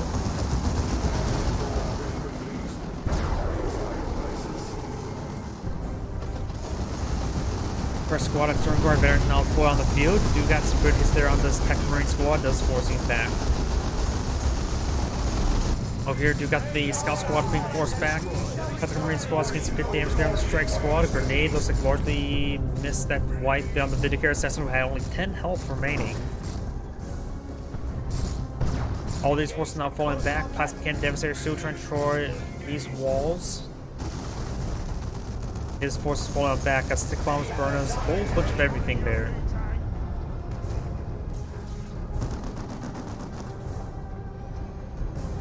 This point has not been reactivated, so it's going to be a low power game for both sides for the rest of the game. No, wait, we do got some power generators right over here. We do also have power, an activated point there. May see a pair of missiles hitting that Rhino. Gets good hits there. Scout Squad advancing forward, trying to chase down this Rhino. Does use suppressive fire or the sniper shot ability there onto that Strike Squad there. Gets shock and blast onto as well. Missiles do miss the Rhino there, but do got the Scout Squad spawn that Rhino. Plasma Cannon Devastator getting stunned by these stun grenades among everything else in that region and does fall back now.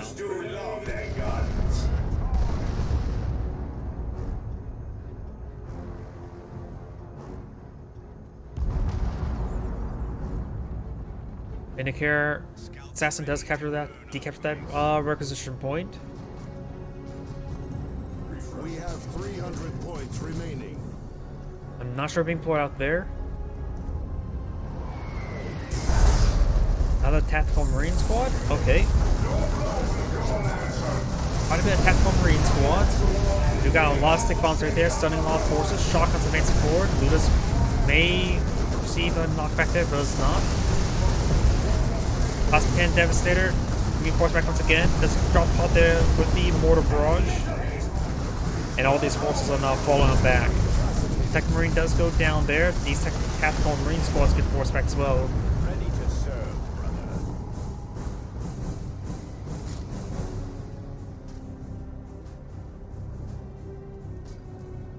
Plasma Cannon Devastator sitting on up. It's probably not going to find a good angle. Does find a good angle there, knocking back some of the Strike Squad. Vindicare Assassin getting receive a dead snipe shot there, but does manage to escape in time. Sword Assassin Sword just standing there. Now starting to make its way forward. Got a marked target ability right there. Looks like the Tech Marine here has been upgraded. Signal armor gives him the marked target ability. Strike Squad does fall back. Got the Sword Assassin, so has plenty of health remaining. Has 700 out of 1,000, now down to 300 out of 1,000. It does fall back in time there. Over here, we've got these forces advancing forward, trying to get some good damage, but we do have some various grenades raining on in.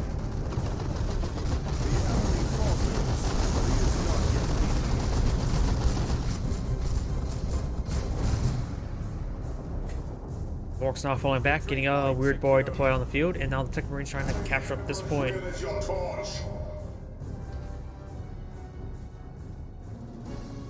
Strike Squad being re-upgraded with their sergeant. Adjust the car. And this point has been decaptured. Over here at this point it's being decaptured as well. Sternguard Veterans now firing away. The amount of blobbing we see, it may be a good idea for those Sternguard Veterans to actually load up high explosive rounds. Because there's been blob after blob, so the high explosive rounds could do some decent work. Plasma Cannon Devastator annihilates aggression in one hit. Oh. Not sure. I was what bridges are. They must be really cheap. A full health Gretchen getting annihilated by a single Plasma Cannon Devastator shot. I think that's just really satisfying to see. Bit of vomit there, knocking back those forces. Scout Squad could get a shotgun blast onto the Mech Boy. More stick bombs ring on in. Does get some more stun shots, stun grenades. Another mortar barrage into the VP. Does interrupt the capture there, or the capture. Sternguard Veterans does receive quite a bit of fire there. Missile launchers here to support them. Over here, Rhino's advancing forward. Tactical Marines falling back. One power unit has gone down. The Strike Squad is receiving some knockbacks. More stick bombs over here, knocking back some forces. We got another damage over time cast there on the Plasma Cannon Devastator, and does force him back. More stun grenades there from stick bombs, and stick bombs are seeing quite a bit fire. They do need to fall back now. Orcs are now advancing forward.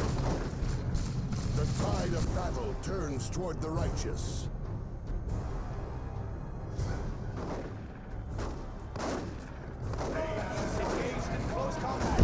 Good shotgun blast there onto the slugger. We've got another grenade launcher barrage there. No, that was just the weird boy. Technology unlocked beginning. These horses are going to be captured at that point. We've got these tactical marine squad advance forward. Does force back to those tank busters. Flamer getting some good damage there.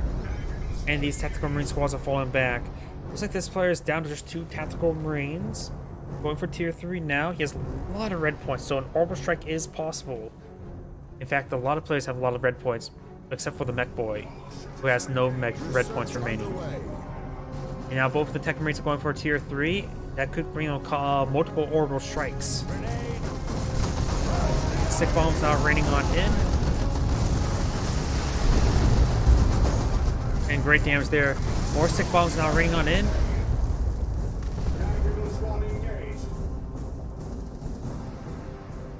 The Eversword Assassin has now deployed out a Plasma Cannon, Grey Knight, and Dreadnought.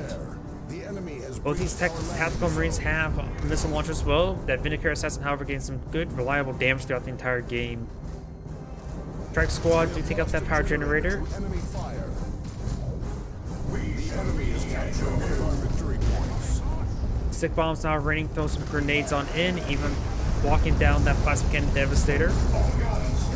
And Blue does manage to save that point from being decaptured. Looks like all power generators will go down right now. And does not take out the Grey Knight Dreadnought there. Getting rid up on the Stormtroopers. Death Dread on the build queue for the mech boy. Tactical Marine squads advancing forward. Plasma Cannon Devastator trying to find an angle as well. Multiple looters here, or looter guns. Spectre, of course, has the theft gun. As on these horses, the weird boy does get some great vomit there. More stun grenades push on the way forward. Got the shooters here as well. Grey Knight Dreadnought being repaired on up. And these forces are going to make their way around for a flank.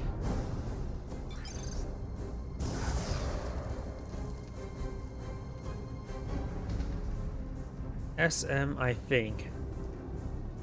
Let's see. That's Brood Witch saying that. Let's see now. Not sure. SM. Space Marine. There's now seeing a bit of fire there. Good hits. Now here comes the tank busters coming for a mortar barrage, but they're largely not firing off their rounds there. Stick bombs do rain on in over there. Tank busters still far away. Strike squad advancing forward. We could see some potential some very powerful orbital strikes here. Stick bombs receiving direct hit there from Plasma Cannon Devastator. Stun grenades there onto the tactical marine squads. Got multiple missile launchers in this region. Devastator does get tied up in melee there. Got a missile launcher here. No armor piercing rounds loaded up by the Stormguard veterans. Blues loading low on VPs. We do now have orbital strike coming on in. Trying to hold for that point from being decaptured. Blues down to 5 VPs. We got a orbital strike right there. It's going to be painful. There's still another orbital strike available from the other tech marine. These forces advancing forward do have another orbital strike being. No, those are Terminators? Nope, drop pod. No, Venerable Dreadnought. I was not actually expecting that. Venerable Dreadnought has been put out. It does looks like it does not have enough energy for Dark Agent technology. This will launch a barrage. He now got an orbital strike being put out there. Thought that was enough for an orbital strike. He's a maximum dispersion there. Venerable Dreadnought does manage to keep that point unsecure. Pretty reward. Talking about him throwing. We got a neutral capture right there thanks to this scout squad. Venerable Dreadnought is severely wounded. seeing more hits by the Plasma Cannon Dreadnought. Inkbuster's now firing away against the Venerable Dreadnought as well. Is that an Orbital Strike? Yep, looks like the Ordo Malleus player is not going for his own Orbital Strike. Getting some of these models there. This planet is basically getting last at the moment. Look at those squads did not get wiped out. Venerable Dreadnoughts down or getting repaired by global repairs by one of these Tactical Marines players. And now there's the last stand. The enemy is capturing one of our victory points. Got a double capture in favor of blue. Tactical Marines advancing forward. Good hits there from Plasma Cannon Devastator. Do now have a Voldemort Razorback on the build queue for.